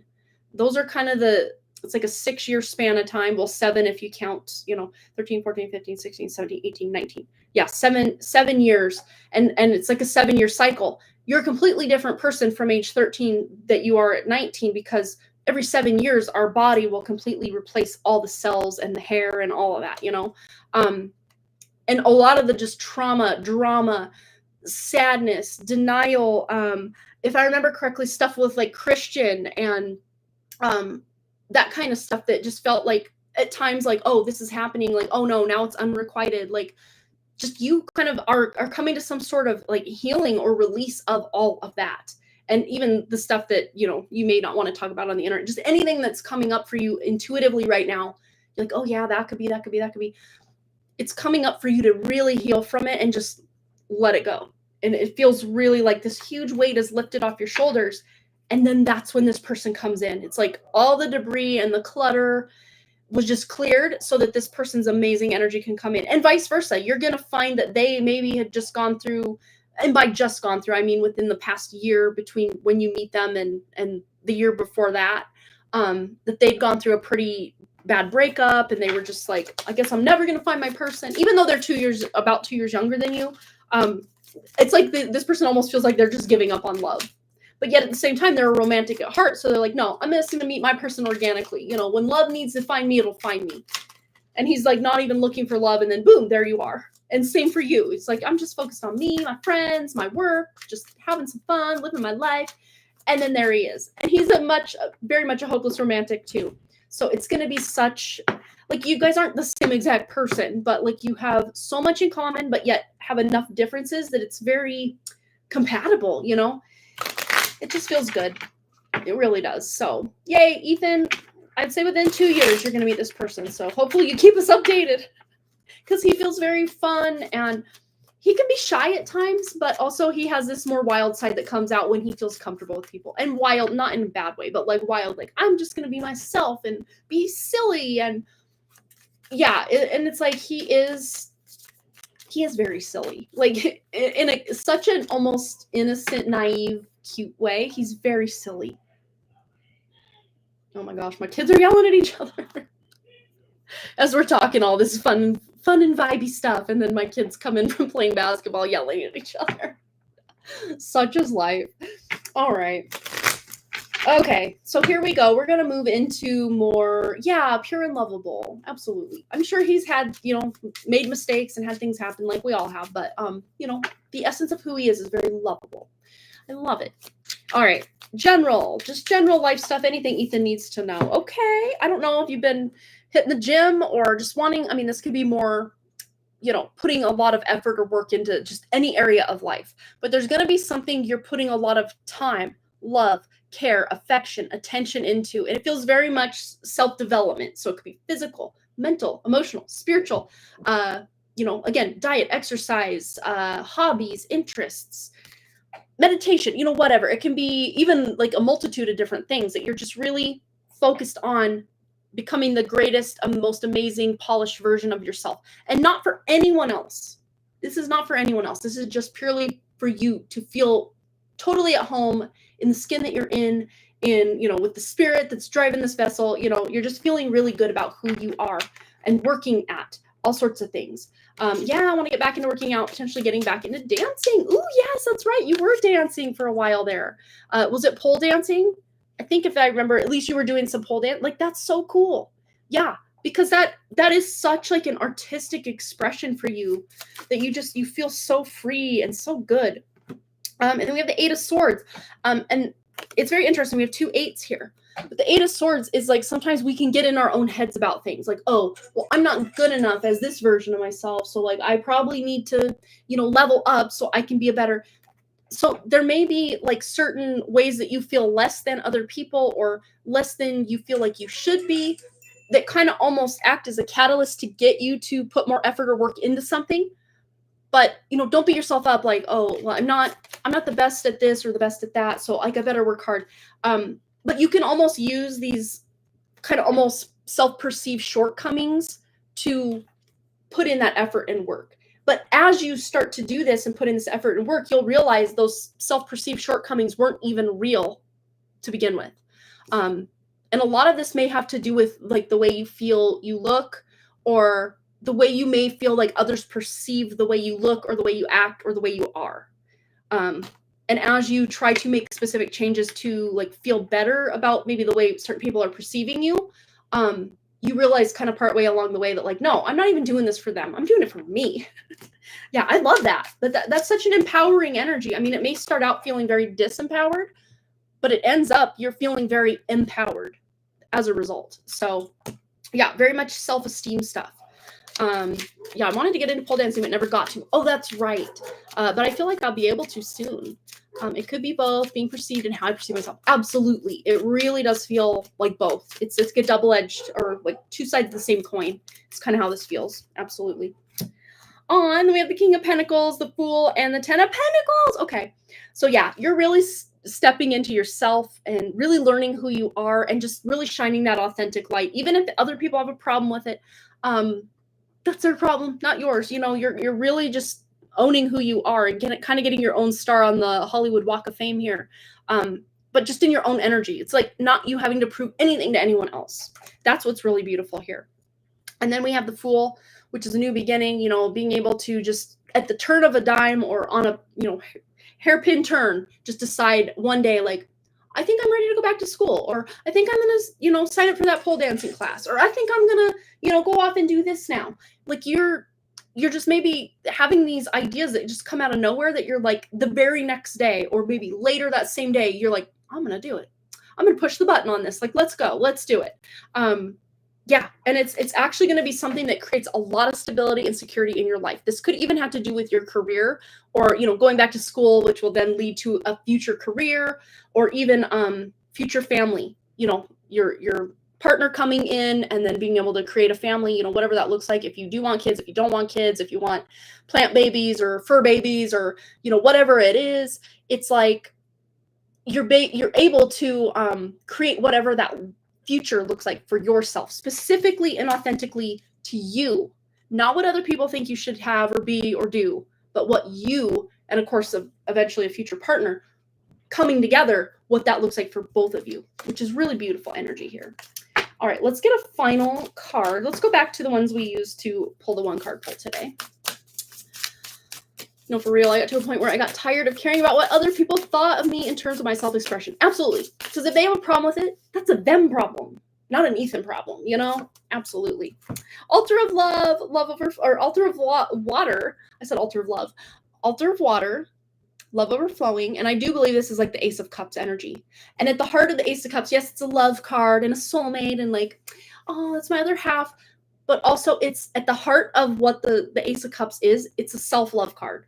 It's a self-care card. It's a pouring into yourself, investing your time, your love, your affection, your attention into your relationship with yourself and who you are, and taking care of yourself to the utmost degree that then brings in that love. So again, it's like that tower moment of you kind of getting tired of your own BS in certain ways. That tower we kind of got in the love life is kind of that turning point for you to then meet this person. For you to really start pouring that love into yourself is what then brings this person's love into your life as well.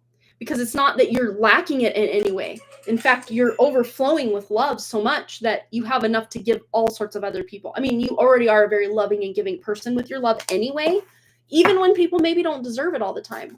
But you giving a lot of that kickback of love that you give to others to yourself, first and foremost, that amplifies the love that you are giving to others even more. Because you're like the lowest common denominator between yourself and every other relationship you have. So if you're pouring continuously that love, that care, that affection, that luxury, that spoiled energy into yourself, first and foremost, you're giving that as a radiance, as a vibration to every other relationship you're in. And that's what we think is, oh, pouring into myself, that's selfish. I should be giving that to others. But really, no. Giving that to yourself is giving that to others because they're getting you. They're getting your energy. It's really beautiful. It's giving self-love. Absolutely. I love that. I have a coffee cup that says, give a F word doesn't go with my outfit. Oh, give a F doesn't go with my outfit today. That's the vibe. LOL. I love that. So funny. If I could have read it right the first time, it probably would have sounded even cooler.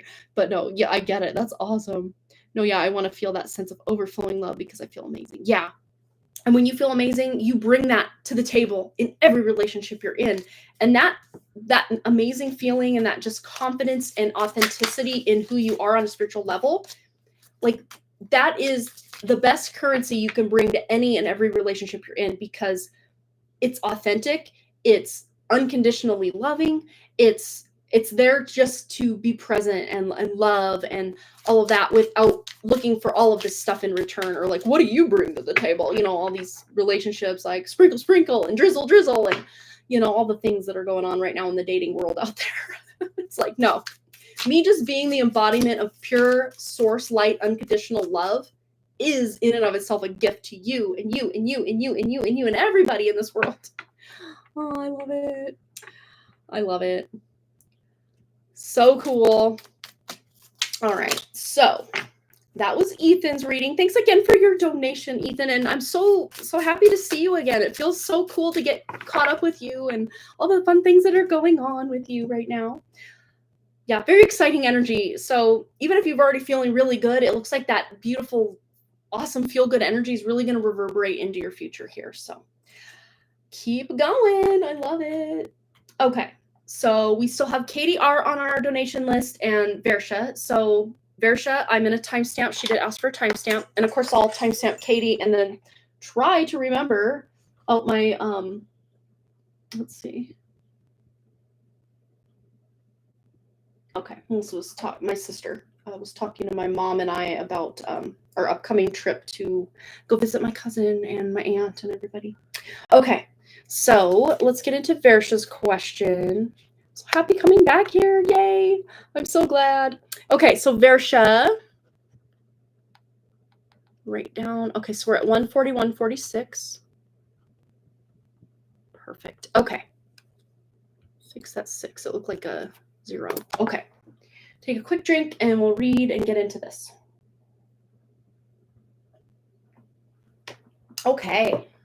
And like I said at the beginning of this live stream, my contacts feel very much fuzzy or like blurred over because they need to go. The second this live stream's over, popping them out right into the garbage they go. Okay. So for Kashvi, I would like details on the Wheel of Fortune card for Kay regarding what's shifting and completing. It feels very much like the bullying and issues with friends. Absolutely. So is it the bullying, issues with friends, and school environment, or is it the inner spirit stepping in and bringing change in her thought? Like, it feels like so much of this, but we're going to pull cards and get into it. I'll finish reading first, and then we'll backtrack here. Will she get a better position in the nationals this time, and how to handle her fear?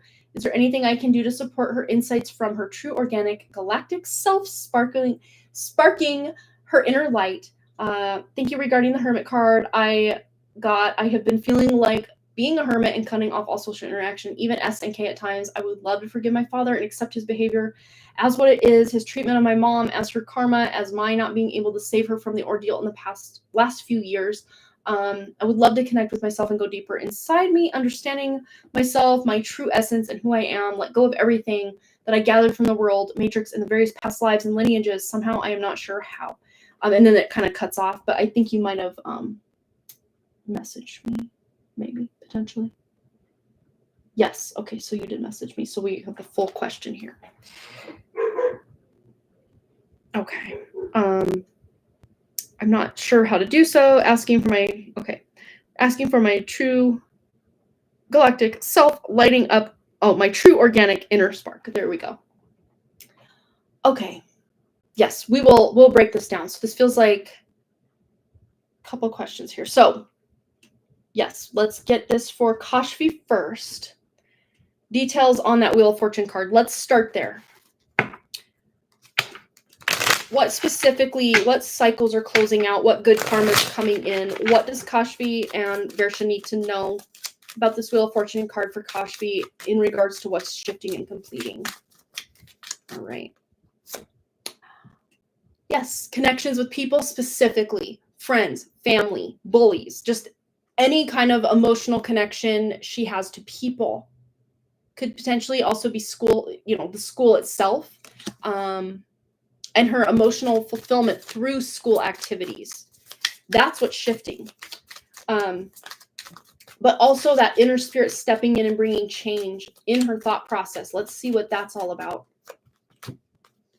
Yes, and it's absolutely, because this is like the spiritual authority card, and spiritual authority in the 3D matrix reality is the Pope. So it's like outsourcing our spiritual authority. But in this case, she's insourcing the spiritual authority. It's coming from her own true spirit.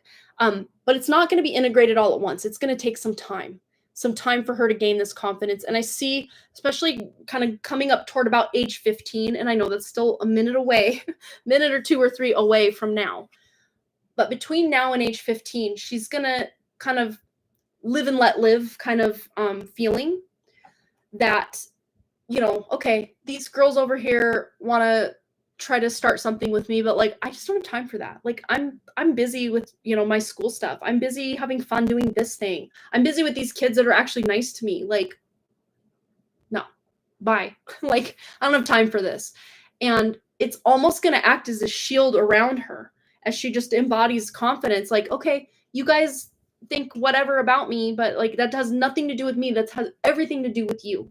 It literally has nothing to do with me. And that's probably one of the hardest things for adults, let alone children, to like get through their head, that when other people have a problem with you, you're literally just the trigger pulling on a string of something that already exists within. Like, even when you legitimately have, a complaint against someone, like they physically harmed you or, whatever, energetically, they couldn't be a match to you if there wasn't some sort of trauma or wound or entity or something in your field that it could even attach to begin with. So instead of looking at these bullies as bullies and a bad thing, almost look at them as a gift, because they're almost pointing out something, maybe, whatever it is they're bullying her specifically about. Maybe it's not even about that specific thing that's coming up within her, but like the feeling. One thing you can tell her is, okay, so when this specific girl said that thing to you or did that thing to you, where did you feel it in your body? Because when you feel an emotion, you literally will feel it somewhere in your body, or it's not a feeling. Think of it that way. So where did you feel it? Did you feel it in your chest? Did you feel it in your throat? Did you feel it at the back of your neck? Did your back of your neck start burning? Did you get like really sour butterflies in your stomach? Like, where did you feel it? And then, even if it's like later that day after school and she had an issue, where did you feel it in your body? Can you remember back to when, or even tell her preemptively, hey, when something happens, try to take note of like where you felt it in your body. And then also like any like thoughts that went through your head, like, oh, they said this about you. And then your internal thoughts started saying this and this and this and this. Take notes or take an inventory or try to remember what you were feeling in those times, because that is giving you very valuable feedback or information. Or if it's these nasty thoughts, it's like, no, she's right. I am this bad thing. I did do that bad thing. I blah, blah, blah. That's usually entities getting in your head to further bully you from the inside out. But taking note and knowing that this is, and Versha, you explaining these things to her, it may go in one ear and out the other, but there will be seeds planted to where she'll kind of have the tools to, especially as she gets, 11, 12, 13, 14, 15. By age 15, she's kind of just like, grow up, you guys. Like, I'm over it. If she's even dealing with this at 15, that's what it's saying, is basically she's not even going to deal with a lot of this crap by 15. It's just over. Like, who cares? No one's bothering her anymore, is what it feels like. Oh my God. Oh, let's see. Let's catch up here. Don't I know it and yet ask the question anyway, right? I know. Same, I do it. Oh my God, what a relief. Is this her energy shifting, or has she learned a lesson? I feel like they're still kind of learning in progress, but it's not even about, oh, you need to learn this lesson. It's literally just about entity interference, entity attack, trying to feed off her light, keep her down.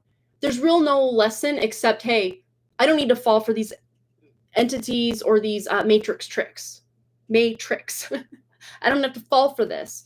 So instead of attaching that emotion to it, instead just looking at almost like evidence that the matrix is trying really hard to get to her light, that lets her know she's got some light. She's got something worth others coming in to attack to get. You can kind of phrase it that way to help her out. Yeah, is this her? Yeah, I read that. Wow. Yeah, I have been telling her that every time someone says bad stuff to her, sure, I will ask her to share that. Yeah, and that can help her process, even if it's, hours later after school's over and it already happened, everything's said and done. But even just you sitting with her and allowing her to allow those emotions to come up and breath work with it, breathing all the way down into your belly to get all the yucky black goo that these girls kind of triggered within her, or whoever it is bullying, and bring it out and just almost breathe it out like a black goo or a black smoke to just release it and recycle it back to source, or whatever, however you want to phrase that with her. And that can be an exercise you do, even if there's a fight in the home or something, because she'll feel that too. I mean, even if she's not directly involved, we're still energetic beings. We feel the energy of it, and we will have to feel it in our body somewhere. And you can just teach her this as like just a life skill to be able to process these emotions so they don't get trapped in her body. We all as humans, and anyone listening right now, can greatly benefit from doing this work every single day, multiple times a day, because most of us are triggered at least 5, 10, 20, 30 times a day, even if it's something tiny like, oh, I'm annoyed because my kid left his socks on the floor yet again. We can take all of these moments to be very mindful of, like, where is this coming up? And this is just coming through. Like, I haven't read this anywhere. It's just what's coming up for Kashfi specifically, but I think this could work for all of us. So I'm taking it as a win here for all of us. But let's just see anything else Kashfi needs to know before we move on to Versha's question about this whole thing. Yeah, look. And I'm not seeing this as a bad thing. I'm seeing this as the matrix, or kind of the false grid of, feeling less than, feeling unworthy, getting bullied, feeling beneath these girls. That's what's crumbling. Not her self-esteem, not her happiness, not her whatever. As far as like the competition, let's just see how that'll go. And just especially in comparison to the previous year, will she do worse, better, the same? Let's just tune in and kind of use how she's done in the past as kind of the anchor point. Like, is it better than, worse than, the same? Like, let's tune in that way. Let's see. This competition upcoming. Ooh. It's not set in stone, so she has some free will here to really make something happen. But with the magician, that's good stuff. She's very much in control of how this plays out. Very much in control here, that's good. Anything else? Anything else at all as far as how this competition will go? Speaking her truth, being able to express what she needs to express to make the points she needs to make. She's going to be able to pull this off very well without having emotions running high or being too, the Queen of Swords can be nervous, but it doesn't, like, her voice doesn't shake. She seems very confident, calm, cool, and collected, ready to make her mark on the world, So this is good. This is also about strongly communicating that, hey, I know what I'm talking about. I know what I'm doing. I deserve this award, or, this place in this competition. Yeah, that's, in a competition, you want something like this. So heck yeah. The fear gets to her, though. Let's just see if there's any advice coming through about her being able to deal with any fears that come up. Again, she can transmute, almost feel that fear in her gut or her chest or her throat or her butt, wherever she feels it. A lot of people feel like this sense of fear, like in their butt. It's a very common thing, and probably no one's talking about it, but you like tighten it up, like tighten the butt. You feel it. So let's just see any advice for Kashfi to just transmute this fear. Wow, a lot's coming up. Okay, so it's about planning ahead, specifically. Oh, she got the Queen of Swords. Oh, we will meet the lady as well from the trip. We will be on the same flight. Oh my gosh. Yeah, I don't see that being, and she did get the Queen of Swords. That's right. That's right. But I don't read the Queen of Swords in this context as this lady interfering or being a problem in any way. I was reading that actually as Kashfi's energy. Like, no, I'm going to be able to articulate exactly what I need to do to get the job done. But as far as the fear goes, it's about planning ahead, saying, yeah, I'm going to be afraid. I'm going to be scared. I'm going to be nervous. And those are all very okay and valid, and not try to push the fear away or whatever, but just literally allow herself to feel it and almost transmute it and turn it into sparkles that surround her, that everyone can see what a star she is, shining brightly. Like, that's the kind of visual I'm getting here, is transmuting that dark, murky fear energy into something very bright and shiny. And it's just about a shift of perspective. This guy's got the binoculars. Are you going to just focus on the fear so much that you allowed it to consume you? Or are you going to, yes, acknowledge, okay, I see that fear right there, but you know what? I'm going to suck it into my spirit, suck it into my energy field, transmute it, alchemize it into my light, and then allow those sparkles to just surround me as a protective, oh, wow, look at her. She shines so bright. She's very much just so bright and shiny. So again, this is an exercise you can run through with her before the competition starts. And yeah, maybe she still feels the fear up there on that stage, or presenting, or whatever it is she's doing, but she's surrounded by her own light because she claimed it. She planned ahead. Because here's the deal: is if she focuses on the fear, it can overtake her and affect her performance. It really can. I mean, for any of us at any given time, it's a very real possibility. To allow the fear to win. I'm trying to think of the 21 Pilots song. It's like, there's fear. Faith is to be alive, and to be alive is to be awake, and to be awake is something, something, something. I'm trying to remember, because there's like over 100 21 Pilots songs. So I'm trying to, like, what song? Oh, it's called Doubt. The song Doubt.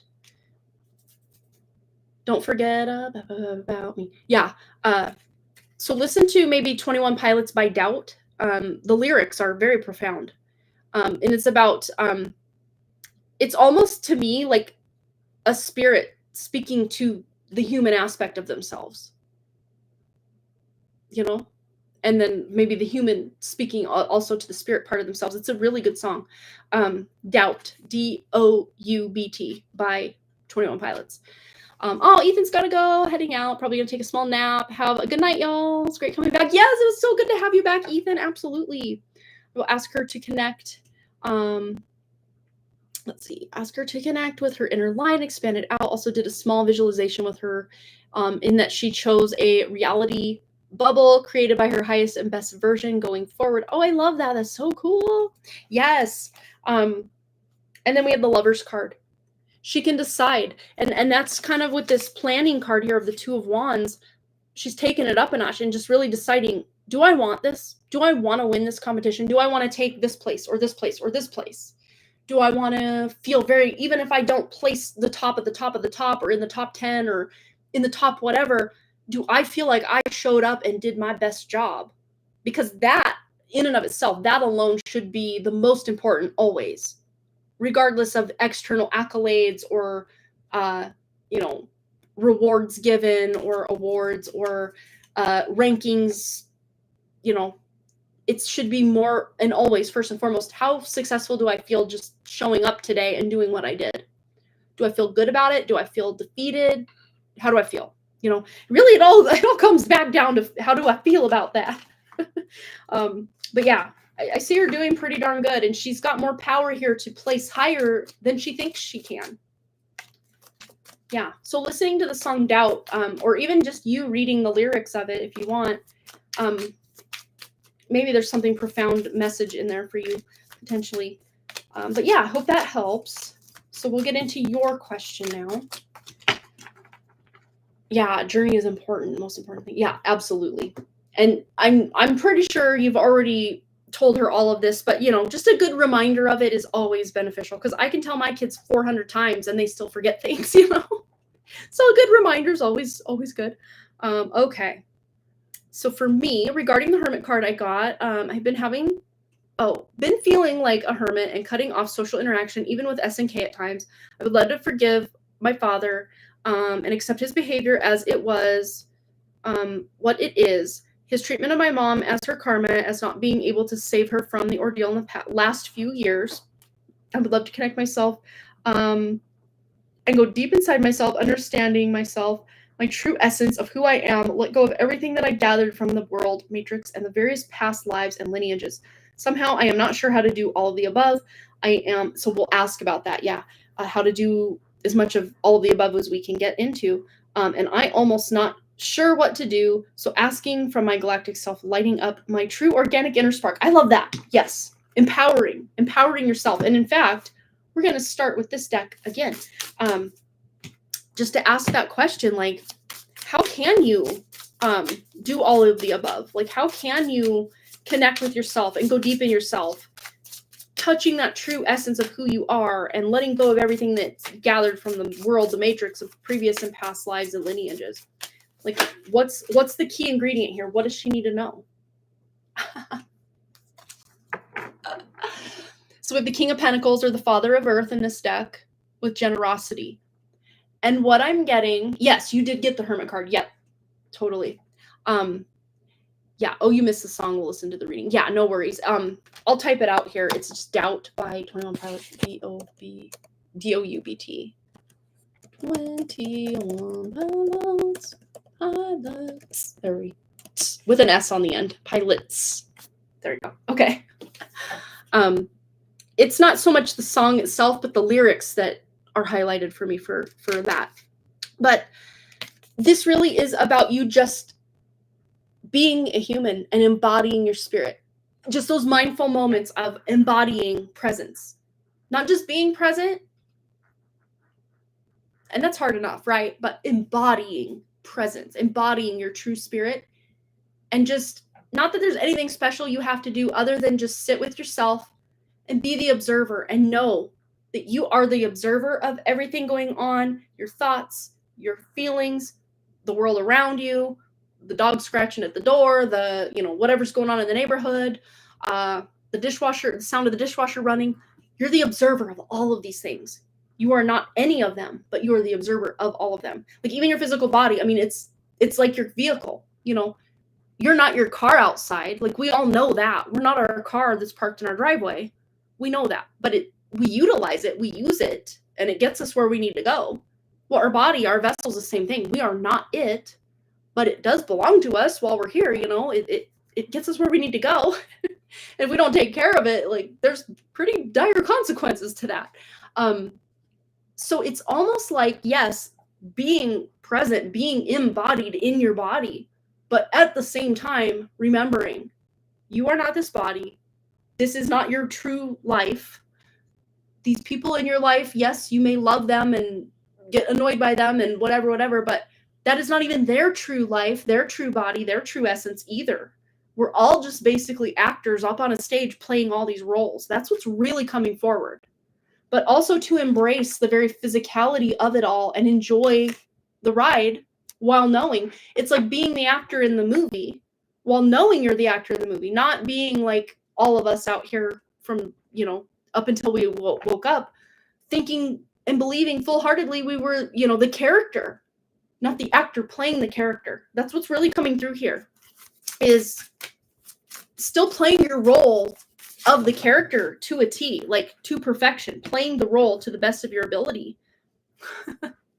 And you got two father cards here, and we're basically asking, like, how do you overcome all of this? It's by you literally embodying your light, embodying the observer, who is your true spirit, into the physical vessel. And that alone, just bringing more and more and more and more and more and more of your spirit into this physical vessel, and all these light codes coming through, and the spiritual up-leveling, peeling off, healing all of these layers that are not truly us. Every single moment that goes by, you're getting closer and closer to who you actually are. So as weird as it sounds, yes, we can all get to work, roll up our sleeves and do the work, because we're here to do certain things in the physical realm. Yes. But really, the heart of what this is saying is to literally just keep remembering over and over and over and over again. You are a character in this role. And, you know, your true essence is not this role. Yes, your true essence is kind of embodied in this role right now, but not all of it is. A portion of it, a small portion. Becoming the father for myself, my own parent, yes, and it's very much being your own father, or healing your father wounds, or refathering yourself, if that makes sense. Absolutely. And when you, especially, you know, with the husband that you have, you can't rely on him to be a safe place to contain your feminine energy. So what you are needing to do, and probably have done for a very long time, is to embody more of your, or at least embodying enough of your masculine energy to create a very beautiful, safe container for your feminine energy. Because you know you can't get that from your actual father or even the husband that you have. So when women are not in, like, even a husband that's going to be reactive to not even something you did, but especially if it is something you did, that basically shatters the glass that's containing your feminine, you know, essence. You know, a husband yells at a wife. It creates, it destroys the safe container that her feminine energy was in. And then a lot of times she'll gather up all those liquids into her own masculine container and, like, put a lock on it, put a door on it, put a wall up, put another door, put another lock. Like, that's what's coming through is, yes, you being that safe container for yourself, but without having to put up all the locks and doors and walls and windows and, you know, partitioning off your beauty and your essence just to protect yourself. That's really coming through, is just this divine protection of yourself. But we have leadership, you know, you just leading your own life. And when you didn't have a strong leader as your father, or a strong leader that, you know, takes the burden off of you in the home, it creates a lot of dissonance with your feminine energy, because then you're having to step into the masculine. But how I've taken up Beyond Forgiveness course from Carrie Kay, but the first meditation of acceptance, I have not got ahead with it. I just want to know how I am blocking my own way. Okay. It all has to do with the masculine energy in your life. It's the fact that is who your husband is.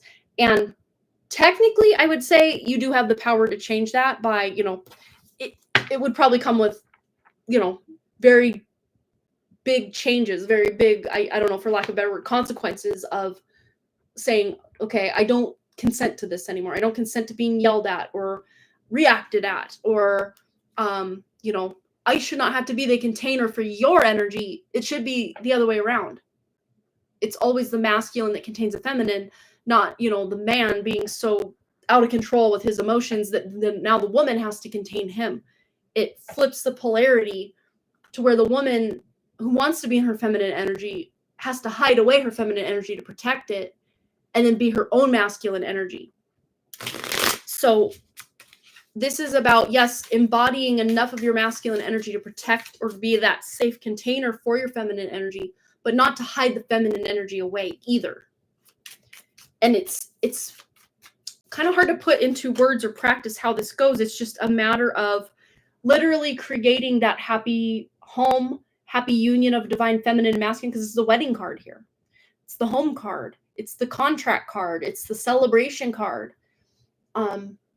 It's about creating a life, creating a home, creating the stability, the security. And when the other person who's supposed to be holding up at least half of that deal, half of that bargain, can't or won't,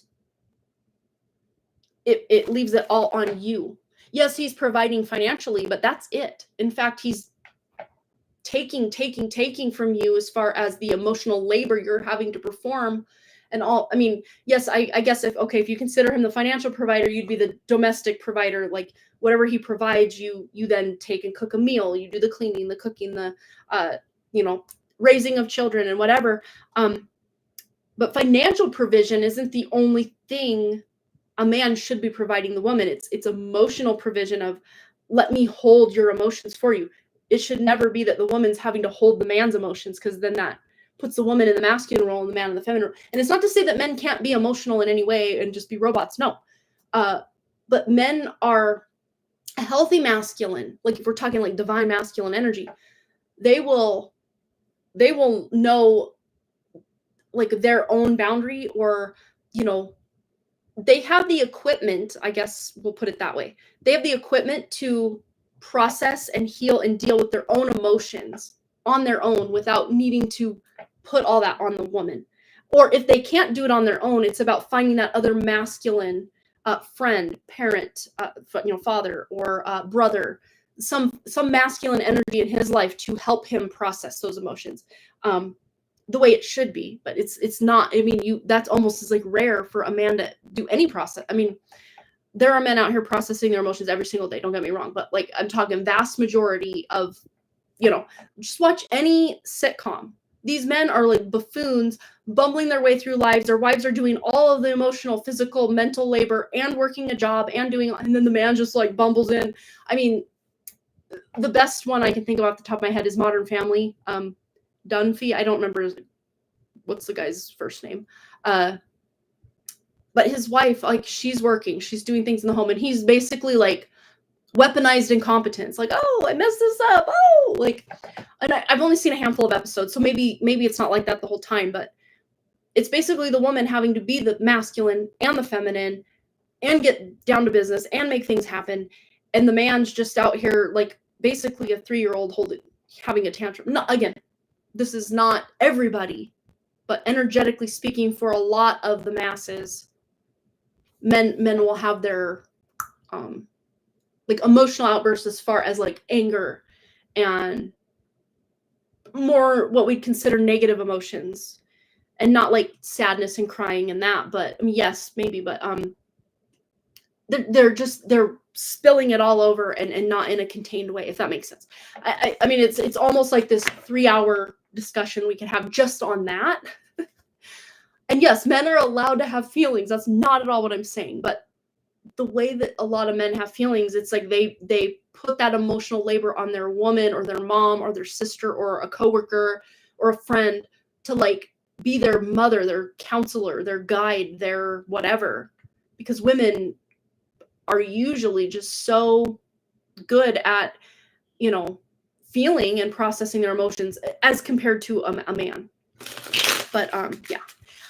So it's really coming down to the fact that, okay, so really it's nothing you're doing or not doing.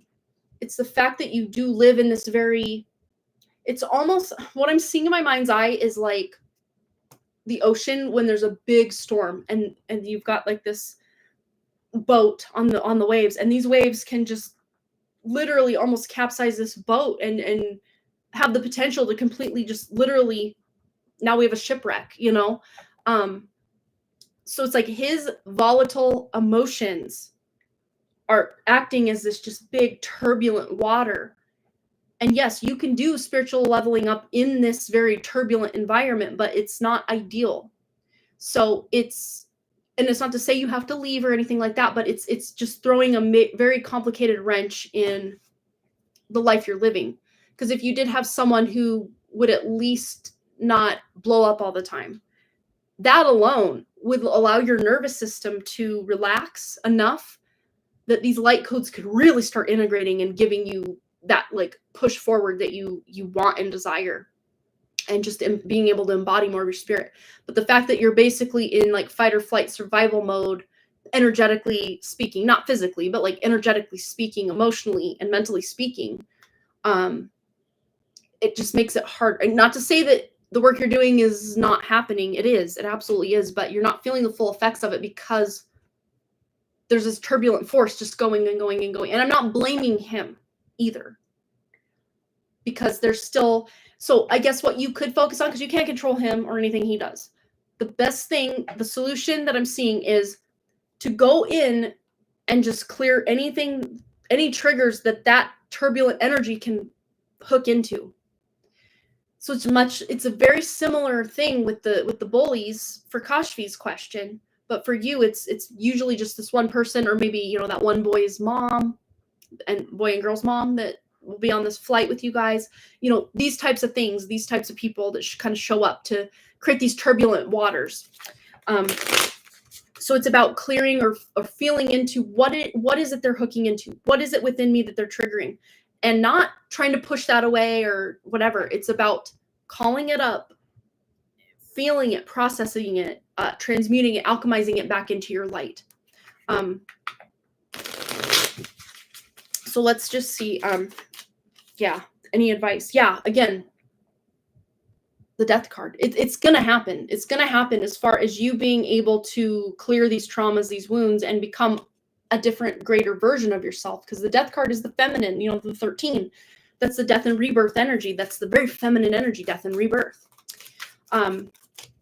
So the solution is there's going to be an ending to something. An ending, I mean, it could have to do with the swap that's coming in, but it still feels like it's coming in. Let's just tune in. Look at that. Yeah, it's not completely decided when this is happening, but it's happening. It's still on. Like it's like tentatively scheduled, but like there's no final scheduled date put in pen in the agenda yet as far as all that goes, but it's still happening.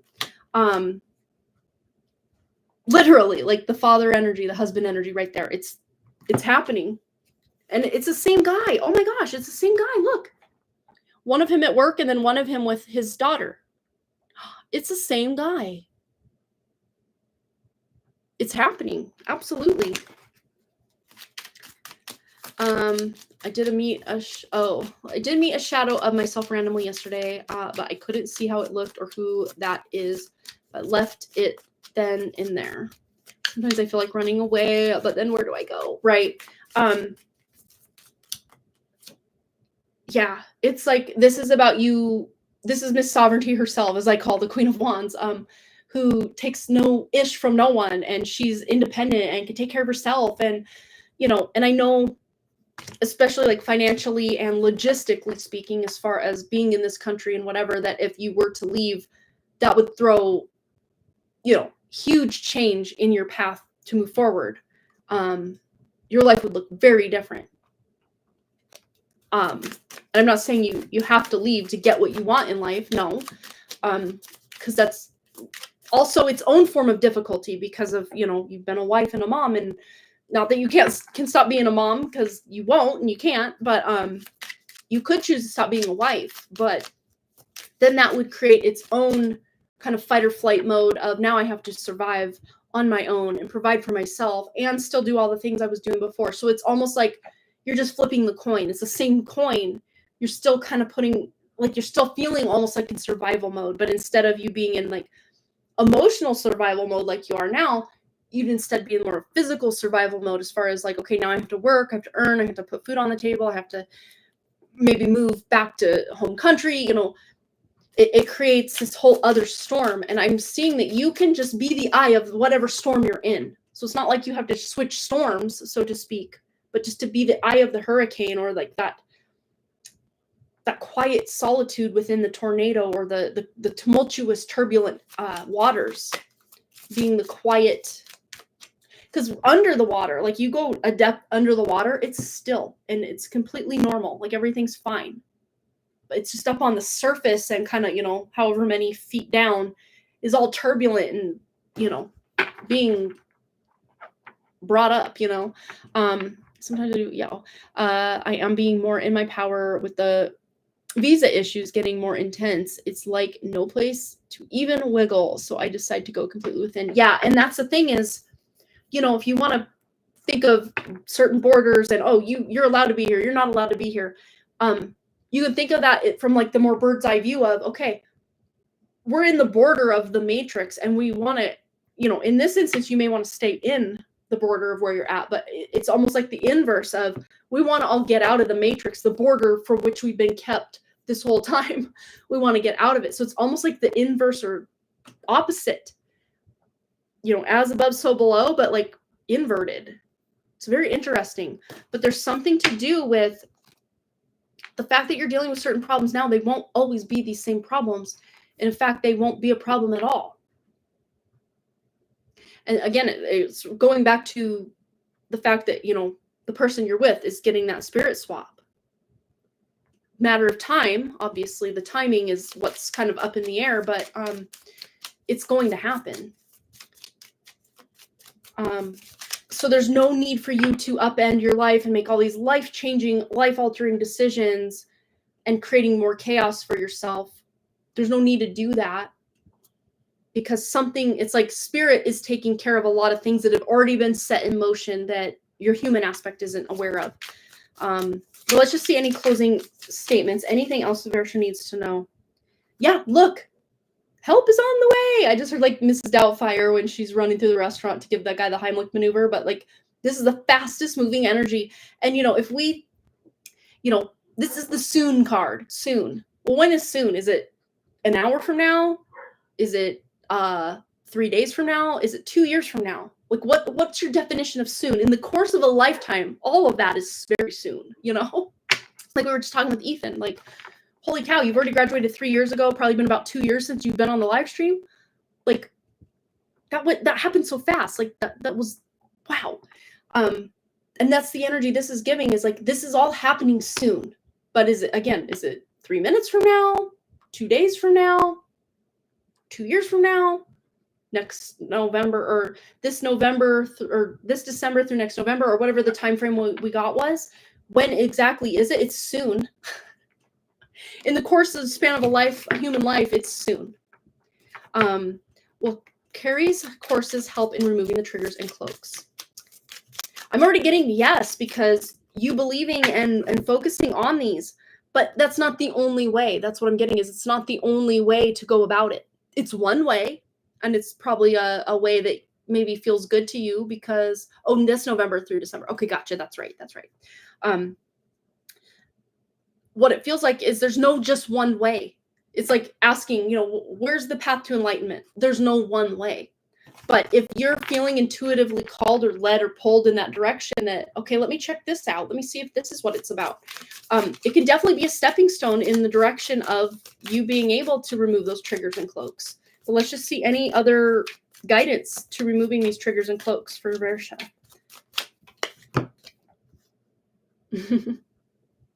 Wow. This is a potent message in and of it. Just looking at but look, oh my gosh, I didn't even realize this as I'm holding it together. It almost creates like the crack over here. Just wait, I gotta go this way. There we go. It creates the shooting star. I didn't realize that. Wow. But I'm almost getting like Gemini energy here. Gemini energy. Could be during Gemini season, or we do have Jupiter transiting Gemini right now. This is ruled by Aquarius. So what's going on in Aquarius? We do have the North Node. Shooting star. We've got the North Node in Aquarius right now. Gemini and Aquarius energy going on. But I'm seeing something that fractured or split in your child or inner child. Yes, it just started not that long ago. And you're an Aquarius moon. So the North Node is about to transit your moon, and that can create just this whole new line of thinking. I have a North, or a Rahu moon conjunction naturally by 3 degrees in my chart. Just, it's been my energy my whole life. So like, yeah. Been there, done that all day, every day of this incarnation. It's been in my energy field. So get ready for some of this action. No, it can be a good thing. It can mess people up mentally and make them go off the rails, or you can use it to enlighten yourself spiritually. It's a very dualistic, and the fact that it's in the sign of Gemini, for me, it can be very dualistic way that you have it. And then with Leo having one of it, Rahu and K2, and then with Leo having one, and then Mars is with K2 right now. It's like a whole thing. But what I'm getting with this is continue to hold the faith that this is happening. Do any work that you're intuitively led to do, especially with repairing any fractures in your own energy. And this is not something you have to hire anyone for. You already have the tools you need, is what I'm hearing. You already have the tools you need to heal or peel off anything that is not authentic, or any trauma that doesn't need to be on you. What I'm seeing is just removing this like patchwork coat. And now I'm hearing the song by Dolly Parton, The Coat of Many Colors. Dolly Parton, Parton, Coat of Many Colors. Look that song up too. And now I'm hearing just read the lyrics. Okay, so I'll do that homework for you. I don't know why I always give homework. It's fun. Okay, so Dolly.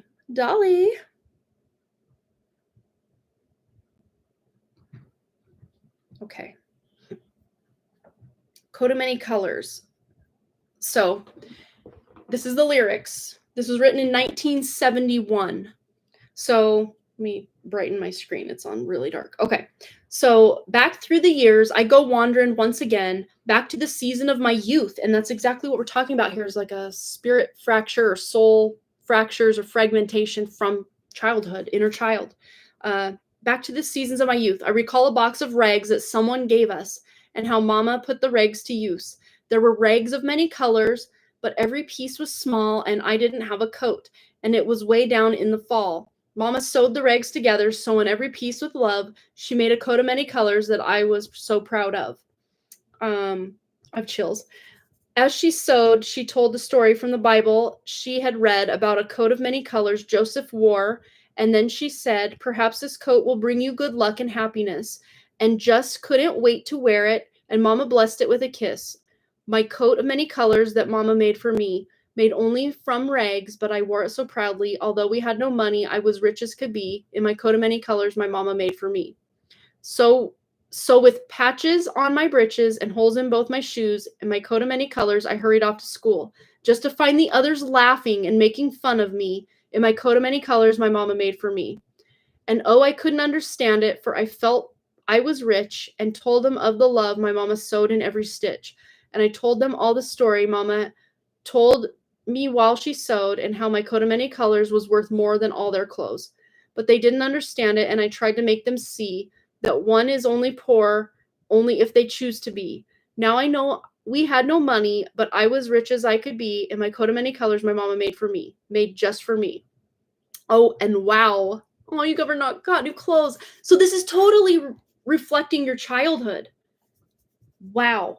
And also, I'm seeing, like, all these traumas, wounds, fractures, things that are not you, that could never touch your spirit if they even thought they could. You're just pulling them off like this patchwork coat of trauma. So we can almost pull it back as you're now removing these rags that were put upon you. Even if they were put upon you with love, or, mom or dad doing the best they could, they passed their trauma, their wounds, their rags onto you. Also good things too, mostly from your mom for sure.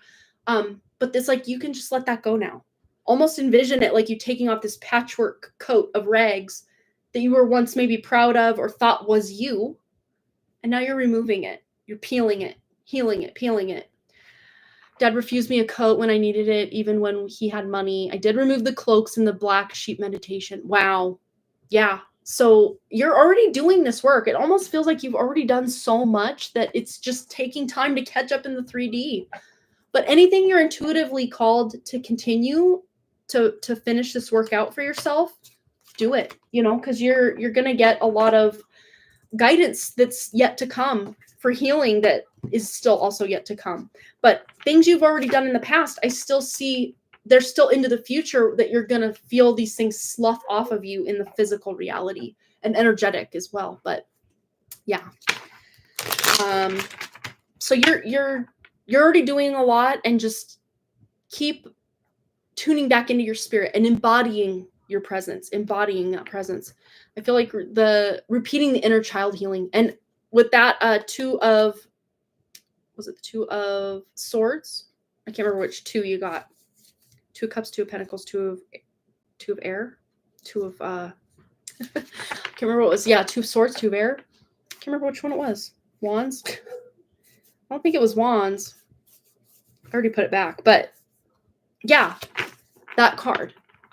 It wasn't pentacles, I don't think, because that was the chef guy with the pentacles. But yeah, no, it's almost like reclaiming something that was lost to you or taken from you in childhood, or the illusion of it being taken, because nothing could ever truly be taken. Yeah, it was 2 of swords. That's what I thought. But that confusion, or just feeling blind, like not knowing even where to turn, where to start, where to, start healing, peeling, can be kind of an after effect of that 2 of swords. But with the star being the one to come out with it, like, you're going to figure it out, and work you've already done is already going to start paying off even into the future for you. But if you're continuously, but that's the thing, like with this healing journey, there's really nothing we need to do. yes, we're here, but we're anchoring, we're physically here to embody this physical vessel and then allow these light codes to come in and bring everything up that's not us so we can let it go. But the fact you're also doing some physical and energetic work in addition to this can only benefit you. But even if you just said right now that I'm just going to be happy, I'm just going to focus on being happy in life and, you know, be the best mom I can be, you know, keep my house pretty and decorated and, you know, whatever brings you joy, you know, just bringing things up, without even feeling like you have to heal or peel or do anything. Literally just you focusing on your own happiness will heal that inner child just naturally.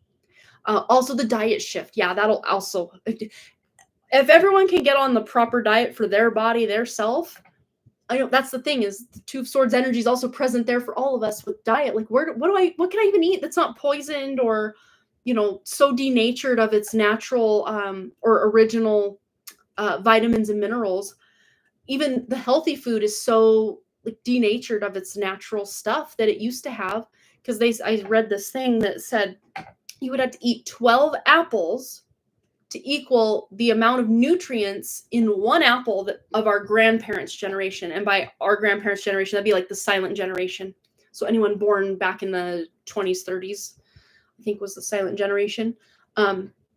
So just in 100 years, less than about give or take 100 years, we have put so many pesticides and GMO'd everything so much that we are getting 1/12 of the nutrients that our grandparents got or our ancestors got.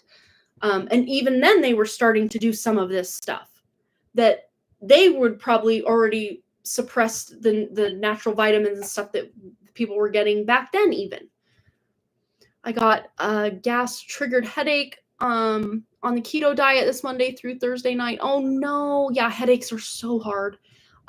So thankful, fingers crossed, that these patches are doing what they're doing for me. Where are mine tonight? Oh, on my lower back and on my stomach. But yeah, I've had maybe 3 headaches since I started these patches on May 18th, but none of them developed into a migraine, and they were all lasting less than hours. And that is not normal for me. When I get a headache, it's there, and boy, does it stay.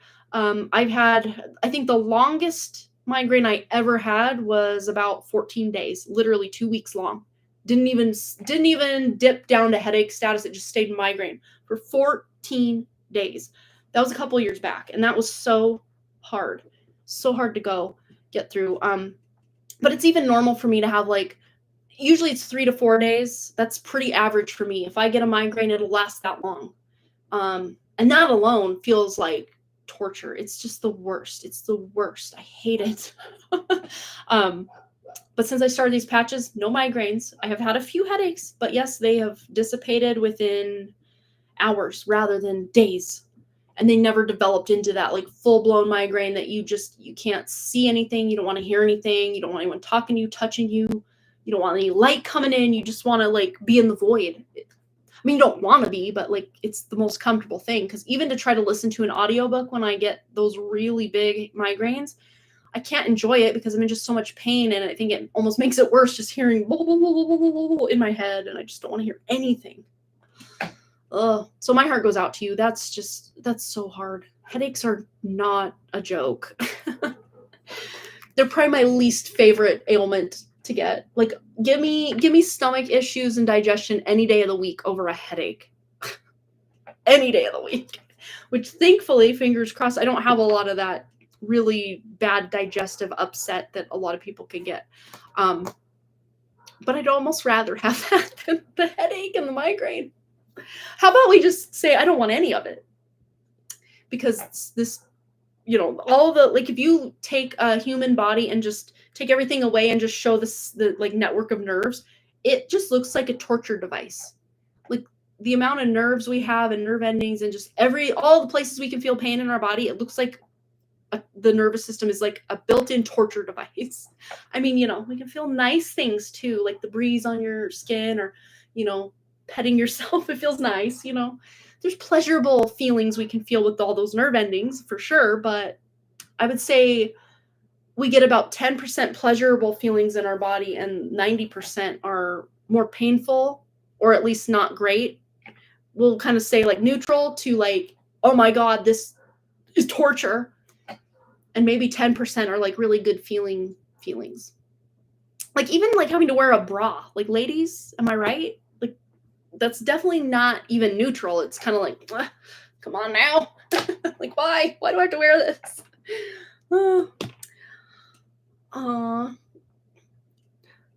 You're so welcome, Bearsha. Anytime. I was in pain and S wanted to listen to reels next to me in bed, and he picked a fight when I asked him to shut it off or get headphones to listen. Oh, it's always in those moments where you're just like, I just need literal dead ass quiet. I can't have a dog bark, a kid scream, a husband listening to reels in bed next to me, whatever it is. Yes, I've been doing them as well. The oils. I have my little concoction written on my little note down by my oils. And yes, thank you, Jessa. Jessa was so sweet. She sent me like a migraine oils care package like a while back. And of course, some of her magic cookies at another time. Like, oh my gosh, those are magic in and of themselves. But yes, thank you so much for that. It's kind of a getting used to the taste of it and just getting it down. But like, I'm doing it. I'm figuring it out and it's working. So I don't know exactly all that's working, but I'm just throwing spaghetti at the wall to see what sticks. I don't want to be suffering from migraines anymore. Like I'm just done. I'm over it. But I wonder, just as I said that, I'm wondering if my north node almost directly on my moon is what's causing that for me. Because that's what I saw in my mind's eye. I kind of asked myself in my head, like, what in my chart, I wonder, is causing this torturous stuff? And now Jupiter going to be transiting my north node and my destiny point, or Brigu Bindu, and my moon, all in the span of this next, 8 months or so. Jupiter is not the best planet for a Libra ascendant. It's actually even though it's a beneficial planet, it doesn't do very well for your chart. And fun fact, I have my Venus in a Jupiter-ruled nakshatra, my moon in a Jupiter-ruled nakshatra, and my Jupiter in the first house of self. So yeah, finding the right bra definitely is key. And I know anyone needs to get the right bra information, go to Jessa, Solar Cyber 209. She knows what's up. She has been finger on the pulse for fitting for the best bra and the best brands of bra. And she even, when I was pregnant, she helped me so much in getting fitted for a bra and got me hooked up with this company overseas that sells. I was in oh God, I remember the number. It was a 32I or J. I can't remember the alphabet of it, size bra. And I was wearing, when she fitted me, I was wearing, because I'm 32 around, but I was wearing a 36 double D, I think, Victoria's Secret bra when she helped me figure out the right bra when I was pregnant. And of course, when you're pregnant, things got even bigger. But realized I was 4 inches too loose in the around the rib cage, and then the cup size. And you have to order them overseas because they just, at least back then, I don't know about now, they did not make them here in the States, that's for sure. But she hooked me up and told me where to go and had me feeling real good. I think the best my breasts ever felt in a bra was when I was pregnant because she fitted me right. Thank you for that. I appreciate it. Yeah, I have Jupiter and Saturn in Virgo on my ascendant itself. Yeah, and if I go to Hellenistic or Babylonian astrology, it puts me as a 29 point whatever degree Virgo ascendant, but I still have Pluto in conjunct. Now it's at it's conjunct literally at the very end of Virgo, if I remember correctly. Or no, it's right 00 whatever in Libra. So it kind of in conjuncts it for me. But I would have Mars, Saturn in my first house if that was the case in Virgo.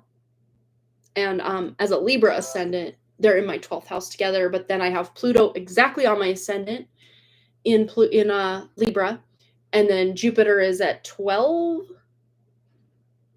10 or 12 degrees of my on my ascendant first house, but it's not conjunct my ascendant, because my ascendant would be like 0 degrees of Libra or 29 whatever degrees of Virgo, depending. I resonate with both very much. And I don't know, it's funny because in Vedic astrology and Western astrology, I am a Libra ascendant. If you're doing Babylonian astrology, I'm a Virgo ascendant, but still have a lot of those Libra placements that carry over. Because it's just literally, like if I was born 1 minute earlier, or even probably maybe 30 seconds earlier, that put me into 6:29 p.m., I would have for sure been a Virgo ascendant. But nope, just the matter 30 seconds makes all the difference. Crazy. Yeah, because the ascendants will shift every 2.5 hours throughout the day. Yeah, it's crazy. Or 12 hours or whatever. 2 hours for 12 zodiac signs. Not 2.5, 2 hours. Exactly 2 hours. I'm losing weight slowly and going out of size. Oh, that's kind of exciting though, especially if that's what you're wanting to do, is to, especially pants sizes. When I get down, like I have these favorite pair of pants. They're a size 4. I don't think it's right, because even when I feel closer to a size 6 or 8, I can still almost fit these pants, but you get the muffin top going, so it's not a comfortable fit. But if I had to guess, if I had to actually size them correctly, I think they're a size 6, but they're labeled a size 4. They're Old Navy, like these really straight, like slacks kind of pants that kind of bootleg at the end. I love those pants, but I do not fit into them right now. But I never have let them go all these years, and I'll fit in, like I fit into them last year for the summer. I fit into them just fine. Then I'm up a little bit now, but I know you should have the clothes fit the body you're in. I know that. I understand that. But I love these pants so much. I just can't let them go. And I love when I'm able to wear them and I fit them properly, I feel my very best. So they're kind of my measuring stick. Like, am I where I like to be the most? If they fit, yes. If they don't, no. And I haven't gotten below those since I had a baby. But they were actually too big for me. I think a year after I bought them, and I bought them in like 2008, secondhand. They were already secondhand when I bought them then. They're a well-made pair of pants. I wasn't like wearing them every day or anything, but I wear them a lot. But when I fit those jeans, that's when I feel, not that it's not jeans, they're slacks. When I fit those pants, I feel my best. And it's not just because of the pants. I don't know what it is. They're magic pants, I guess. They still don't make them here, but there are stores that carry them. Oh, that makes sense. Yeah. And Kashri says, thank you for the reading. I really needed it. She knows she will get in top 10. Oh, yeah, that's a spirit. You're the magician. You got that magician card, if I remember correctly. So it's like, make this go your way. You're not here trying to fit the mold of this competition. This competition needs to fit the mold of Kashfi. It's all about your perspective. Absolutely. Yeah. My pant size have not got impacted that much. I do think I have a lot of unwanted emotions stored in my thighs and butt. And I store mine for sure. Like, well, the first place I lose weight is my boobs, for sure. I store a lot of stuff there and in my whatever this is called, right here. You can kind of see it right here. That, whatever this is, that's where I store mine. It's kind of the hip, but top of the thigh a little bit too. The saddlebag area. That's what I call it. Saddlebags. And the thighs a little bit too. And a little bit, now that I'm over 40, a little bit in the belly, but I haven't really struggled during my life with belly fat issues yet. Or back fat yet. I'll stress yet, because menopause, she's a coming. And I hear that the midsection is what gets most affected during that, or accumulation of fat cells in the abdomen area and the back, like back fat stuff. Yeah, my midsection has kind of been the least impacted by weight fluctuations throughout my life, but yeah. Our clothes and style hold a lot more frequency than we realize. Absolutely, you're right on it. And even the material that the clothing is made out of, is it made out of like nylon and synthetic, or is it made out of like linen or wool or silk or I don't know, cotton, bamboo, hemp? Those more natural fibers carry a higher frequency. Linen and wool each carry a 5,000 frequency, where like what I'm wearing right here is 0 because it's like synthetic polyester blend of some kind, I'm sure. Carries 0 hertz frequency. Linen is 5,000, wool is 5,000. But if you wear wool and linen together, those 5,000s cancel each other out and equal 0. So you got to be careful with what you're. Well, most people are at a dead frequency, 0 hertz for their clothing material. That's something I always wanted to do eventually, is have like a capsule wardrobe of like spend good money on core pieces that are going to last me for years, but also be made out of material that really vibe with my body, you know? And I think that's also another agenda weaponized against us, is what we wear on our clothes, because it subdues our energetic frequency. If you put a 0 hertz shirt over your amazing spiritual body, it's gonna deplete you. It's gonna allow others to be less affected by your light than they could be if you weren't. I guess we just need to all go around naked. Just do that. I'm just kidding. But yeah, you get what I'm saying. Yeah, just so you understand. Yeah. Whenever I lose weight, it's the midriff and the bust area. The most difficult is belly, thighs, butt, and upper arms. Yeah, I think I hold on to a little bit of weight here too. Flop it up. I mean, it could be worse for sure. Well, there we go. We get it rolling. See, not only is my hand waving at you, so is this. It's not bad though. We got a little bit. It's my bat wing. It's fine. She's cute. We like bats around here. You know, it's kind of annoying, but it doesn't, like, I don't look in the mirror every day and like hyper focus on it. Like, it's just there. Like, I'm a human. I have birthed babies. Like, I'm allowed to have a bat wing. It's fine. I may rather not have it that way, but there it is. Oh, Katie's here. We haven't even done your reading yet because we've just been blabbing after Versha's reading. So I'm glad you're here. We're going to get into it. Yes. Unable to wear pure wool since childhood. It gave me a bad itch. Yeah, wool is very itchy. I think there are different ways they can get it all together to make it not so itchy now. But I don't know all the processes of like the weaving or whatever. I don't know how you get the fibers all together to compact. Yeah, I don't know. But yeah, wool is definitely itchy for sure. I've only owned a few pieces of like 100% wool in my life, and they're not something I would gravitate toward personally, just because it is itchy for sure. Yeah, for sure. Yeah, pulled toward white more just to repel. There you go. Yeah. And Katie's here for her reading. Well, let's get into it. Let's do it. And in fact, I can probably turn up my light now that the sun it's not gone, but I mean, you can still see it's very light out. Now you can. Yeah. The sun's definitely behind that mountain out there though. So it'll start getting darker and darker. I mean, it's not like full dark here right now till like, I don't know, about an hour from now. You can still see pretty well outside at like 9:30. Because like last night I let my dogs out about 9:30, 9:40, somewhere in there. And yeah, it was dark, but like I could still see pretty well. But as we get closer to like the summer solstice, June 21st, that'll be the longest day of the year.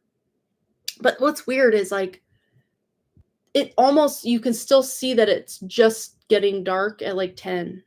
Like it just got dark. Like it's dark. But yeah. That's what I like about living in the north. It stays lighter later. But what doesn't work is when it's the school year and I actually want it to be dark at like 8 p.m. or 9 or 10, hopefully before that, so I can actually fall asleep, because I'm someone who likes to fall asleep in like pure dark. And yeah, we have like a little light from our TV that's on, and I think there's like a what's it called? PlayStation controller that has this blue light that if that's on, I have to throw like a shirt or something over it or turn it off, because that light, even though my eyes are closed and I literally can't see it, it's like I know it's on and I want it pure dark. But it's been so hot upstairs. Funny thing is we have central air in this house, but the only room in the house, well, 2 rooms, the master bedroom and bathroom do not have the central air hooked up in that area for whatever reason. It's through all the rest of the house. So we have to leave the door open to blow some cool air in at night in these warmer months. So it's like the door is open because we don't have a window in our bedroom. It's just a big sliding glass door that's like takes up the whole one side of our room. That lets so much light in, even in the night. Like it's so bright. I'm like, I can't sleep. So I've been using my sleep mask thingy, but even that like puts weird pressure on my eyes, or it gets like the Velcro gets all snagged in my hair, and I'm like, I don't like this. I just want to be free, but have it be completely pitch black in here to sleep. Yeah. Time for me to hit the bed. I have heaviness in my head. Just one more day left for us to go to Houston. Well, we're wishing you the very best. Yeah, I'll be back on here Friday too. If you want to come hang out, if you're bored. Yeah, I hope you all have a wonderful week and weekend. Not sure if I'll be be around Friday for the live. Yes, I have a flight around that time in the live. Yeah, and you can always watch the replay. I don't know what special fun times we're gonna do. We might do a pick a card or something on Friday because I think it's been a minute since we've done a pick a card style kind of collective reading. But yeah, we'll do something. All right, Katie, let's get into it for you. Let's go read your question. Go see what that's all about and get you some answers here. So yes, message from Stacy. Okay. So we've been using this, oh gosh, what's it called again? The Secrets of Ancestors Oracle. But the funny thing is it's actually a tarot deck, just worded kind of differently. And it doesn't have all of the cards. I think it has like the aces, all the major arcana, all the court cards. I think that's it. Yeah. It's not like a full tarot deck, but a lot of it is tarot. It's all tarot, but not the full tarot, if that makes sense. Okay. Anything Katie needs to know. Message from Stacy to Katie. And yes, it's still very dark in here because this isn't working. I usually turn this one on though. Let me do that. That'll shed a little light on the situation. Not the best lighting setup, but you know, we're making do with what we got right now. Okay. All right. Have a good night, Bearsha. It's good to see you. Good to hang out. Okay. Message from Stacy to Katie. Woo! We got a lot going on here. Okay. Creature of fire. Choose freedom. And it's really weird. The dress here. I was almost reading this as like the double helix of DNA when I very first glanced at it. But then as you look at it, you're like, no, that's not what that is. But I kind of looked at it like this. I'm like, ooh, is that double helix DNA? Choose freedom. So it's like she's going through the fire. I'm almost seeing someone like walking on coals, you know, like the bed of coals, like the coal walk people do, to like prove to themselves, like, I got this, I can do it. Like I can do crazy hard things. So it's almost like her message is she's empowering herself. And we have the 2 and the 4, which adds up to a 6, which is about nurturing. She's like mothering herself, tuning back into her like free spirit is what this feels like. We also have the ancestral force with completion. This is the world energy, number 21, the world card. This might be travel. I don't know if she personally has like a trip coming up or a summer vacation, something that she wants to do. Or this could even be like going on a trip or hanging out with you, like somewhere in around the town, not like a friend's trip going like extended, but, you know, maybe hanging out together or doing something. But this also has to do with closing out a cycle where she felt stifled in her life, where now she's deciding, instead of being controlled by most likely her husband's energy, she's deciding instead, no, I'm actually going to choose freedom, like literally. And freedom to choose, freedom to go hang out with Katie, freedom to express herself or do something fun. We have the roots of water, which is the Queen of Cups, I believe, which is highly sensitive here. But yeah, this is almost like her just wanting that emotional bond, emotional connection with you, Katie, and being able to have that. But again, it's something to do with some sort of hobby or common interest that you have, that you guys are bonding, going to do that thing. And for some reason, I just saw like pottery. Maybe because she's holding kind of a cup here or a chalice. I almost see like you guys going to like a pottery place, and there, I don't know if there are places in your area, but there's a place here called Hearts Afire, It's a really cute place. Wrigley actually went to a birthday party there. And you can find something that was already created, you know, a ceramic that was already created, and then you can pick your different, oh gosh, what are those things called? The paints that the glaze, that's the word.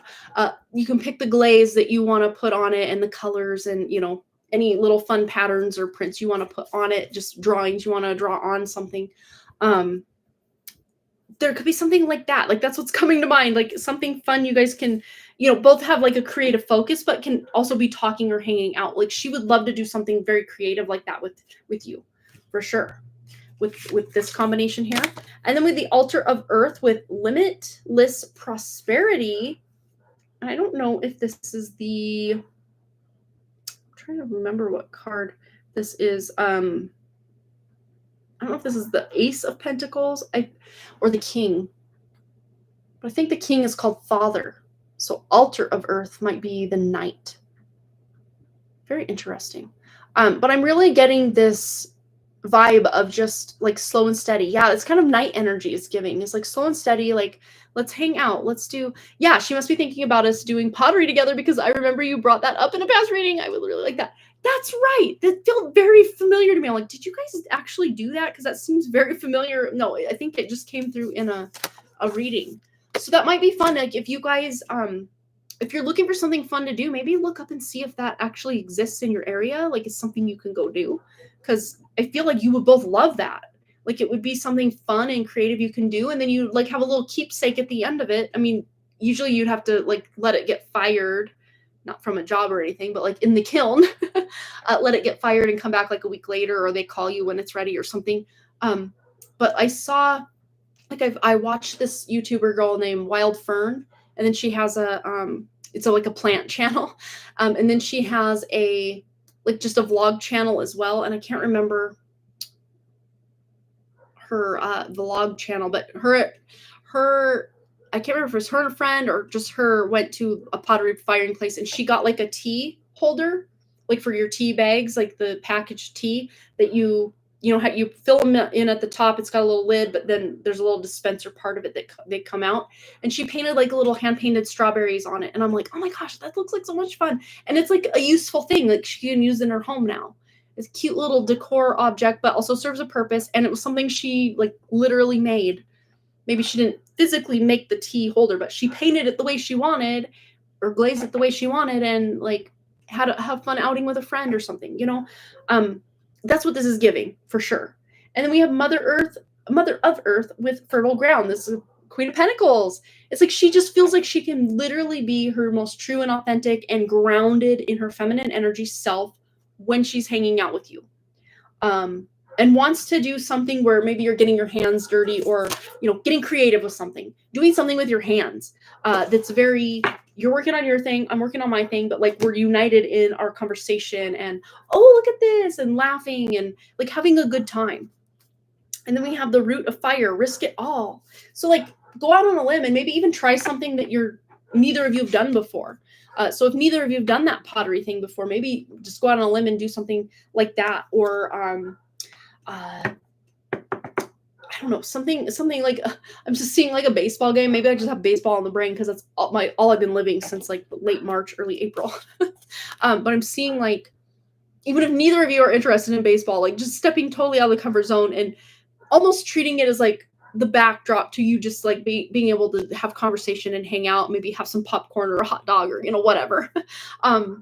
But just finding activities to do, even if you're not really interested in activities, because it's not the activities themselves. It's just like the excuse to have somewhere to go and hang out and do something and have a new experience. And maybe you're going to meet other people or if it is something that you both enjoy, finding that common interest as something you can do in your community and, you know, something like a book club, or I think that came up before too, but just finding something that you almost have like a monthly or weekly or bi-monthly or, you know, however often you want to get together, excuse to actually get together. Not that you need an excuse to get together, but it's like, well, if it's on my calendar, if it's scheduled, like I'll follow through, I'll go. I'll make it a priority. Is kind of Stacy's message to you is finding something that's almost recurring But that doesn't mean you guys can't do a random one-off thing over here or over there. Or I'm also seeing, like, I don't know if you guys are into like thrifting or something, but like maybe traveling a town over or a few towns over to kind of extend your search with thrifting, or trying a new coffee shop, or I don't know, just whatever flips your fancy as far as just finding fun things to do that maybe aren't just the same old thing all the time. But also, that being said, find something that almost is scheduled, that you get that quote unquote excuse to get to hang out together more often than you have been, if that makes sense. Let's go to the shadow work oracle. We have not used this at all tonight, but it always likes it. I think Stacey's energy likes this deck for some reason. It's very fun. Shadow work energy. Any messages from Stacey to Katie? Anything else coming through? Okay, she just has a lot to say tonight, apparently. Well, we're here for it. We have face inner demons. Don't be afraid of the darkness. There is a light nearby. Transform and integrate. And this is very much with that first card we got, which was, wasn't that one? Creature of fire. Yeah. Like choosing to step out of that comfort zone and like try something new. Or, you know, something maybe you wouldn't normally do. We also have limiting beliefs. Ultimately, you become what you believe, mindset and self-realization. And this kind of goes with that, that queen of highly sensitive. She got two queens actually here. The mother of earth and then or no, that wasn't a queen. It was a root of water. I think we were looking at that as the Ace of Cups. That's right. But again, very, very intuitive, very, very self-love, very unconditional love for a friend, that kind of energy. But releasing or letting go of these beliefs that are standing in the way of that. We have shadow dance. When you move shadows, you discover your rhythm, fluidity, movement, and being open to those new experiences, trying something new, stepping out of the comfort zone. Light the darkness. A lot of this, I mean, yeah, it is the shadow oracle, but it really is about illuminating the darkness and turning it into light. Light the darkness. Darkness cannot dispel darkness. Only light can. Love, clarity, and awareness. Just getting clear on like, okay, we're friends. Let's solidify this bond. Like, let's make it an effort to get lunch once a week or once a month, or, you know, start a book club or join a book club or go thrifting a few towns over, or go thrifting in our current town. I mean, whatever. Because you say, oh, I love going thrifting. Yes, I love it too. So much. And I almost feel like when I read for you and Stacey, it's almost like I'm reading my friend Cindy and I, like what we do. It's giving very similar energy. Like we almost feel like at times we're like, are we just the same person? Because like we both have red hair. We both had 2 kids. We were both photographers. That's actually how we met on a national forum or national Facebook group. But we were both in the same town. And she's like, I felt like such a creep reaching out to you. Like, hey, local photographer. I'm a local photographer. Do you want to meet up? And she's like, I'll just send this message. And if she doesn't answer me, that's fine. But I answered. I'm like, yeah, I want a friend. I want a photographer friend. So like, and she's like 2 years younger than my mom, so she's older, but not like she's old, but like she's older than me by, you know, she could technically be my mom. Her oldest daughter's a year older than me. So, you know, it's like, but we don't look at each other as like mother-daughter energy. We're very much like vibing as friends on the same frequency. It's so fun. But I'm getting a very similar vibe with you too. But yet there's kind of that romantic undertone between you and Stacey that's just not there for me and Cindy, if that makes sense. But embrace the void. Your true potential is waiting to be discovered. Emptiness and creative power. And again, there's the creativity. So something creative and fun and just getting those creative juices flowing, because it's like both of you can really rest in your divine feminine energy and amplify each other's amazing divine feminine energy when you guys do something creative or talk about creative things, or that does sound a lot like Stacey and I. It's so fun. Yeah. And, you know, again, with the underlying energy of the romantic component, it's like, at least while she's married and, you know, in this kind of season of life, it's not something she's probably gonna explore with you, but that current is there. And that if you can build this really solid friendship, that if at some point in the future, you know, maybe this marriage ends eventually or something, that it couldn't, you know, potentially lead to more. And it may not be something that's like front and center of her mind, but just your energy, your like unconditional loving friendship energy is definitely something she absolutely wants in her life, even now, you know. And that's just coming across all the time, that she really wants to hang out more and do fun things and have some fun and make memories together. Like, yeah. So the potential for all of that and finding fun and creative ways to hang out, that's always a good time, you know. Aww. Perfect. I love it. Well, yeah, it's always a good, fun, feel-good reading when Katie and Stacy's energies are combined here. I love it. All right. Well, you guys, I've been live for 3 hours. These contacts, I'm seeing like cloudy, milky clouds because they need to go. I need to toss them right in the garbage when we're done here. I've said that like 3 times, but I'm like trying not to blink like a weirdo because they're just so, and I keep doing this because it's like, they gotta go. All right, you guys. Well, thanks for hanging out with me. I will be back. And thanks again, Katie, also for your lovely donation. It's always a pleasure to read for you and Stacy, and any questions you have as well that don't involve Stacy too. I'm here for all of it. That's what I'm trying to say. Yeah, you have a good night as well. And everyone else watching, we still have 6 people here. Hi, Tanya. We did free 1-card pulls at the beginning. I think we spent about 40 minutes doing that at the beginning. So I'm getting a little tired now. But I will be back Friday. We're going to do a pick-a-card style kind of collective reading or readings for you guys. I think that's what we're going to do on Friday. Not 100% sure, but pretty sure that's what we'll do on Friday. And then again, next week, we will do a free 1-card pull again. I'm live twice a week. Now we're back to kind of our regular schedule. Wednesdays at 6 p.m. Mountain Time and Fridays at 11 a.m. Mountain Time.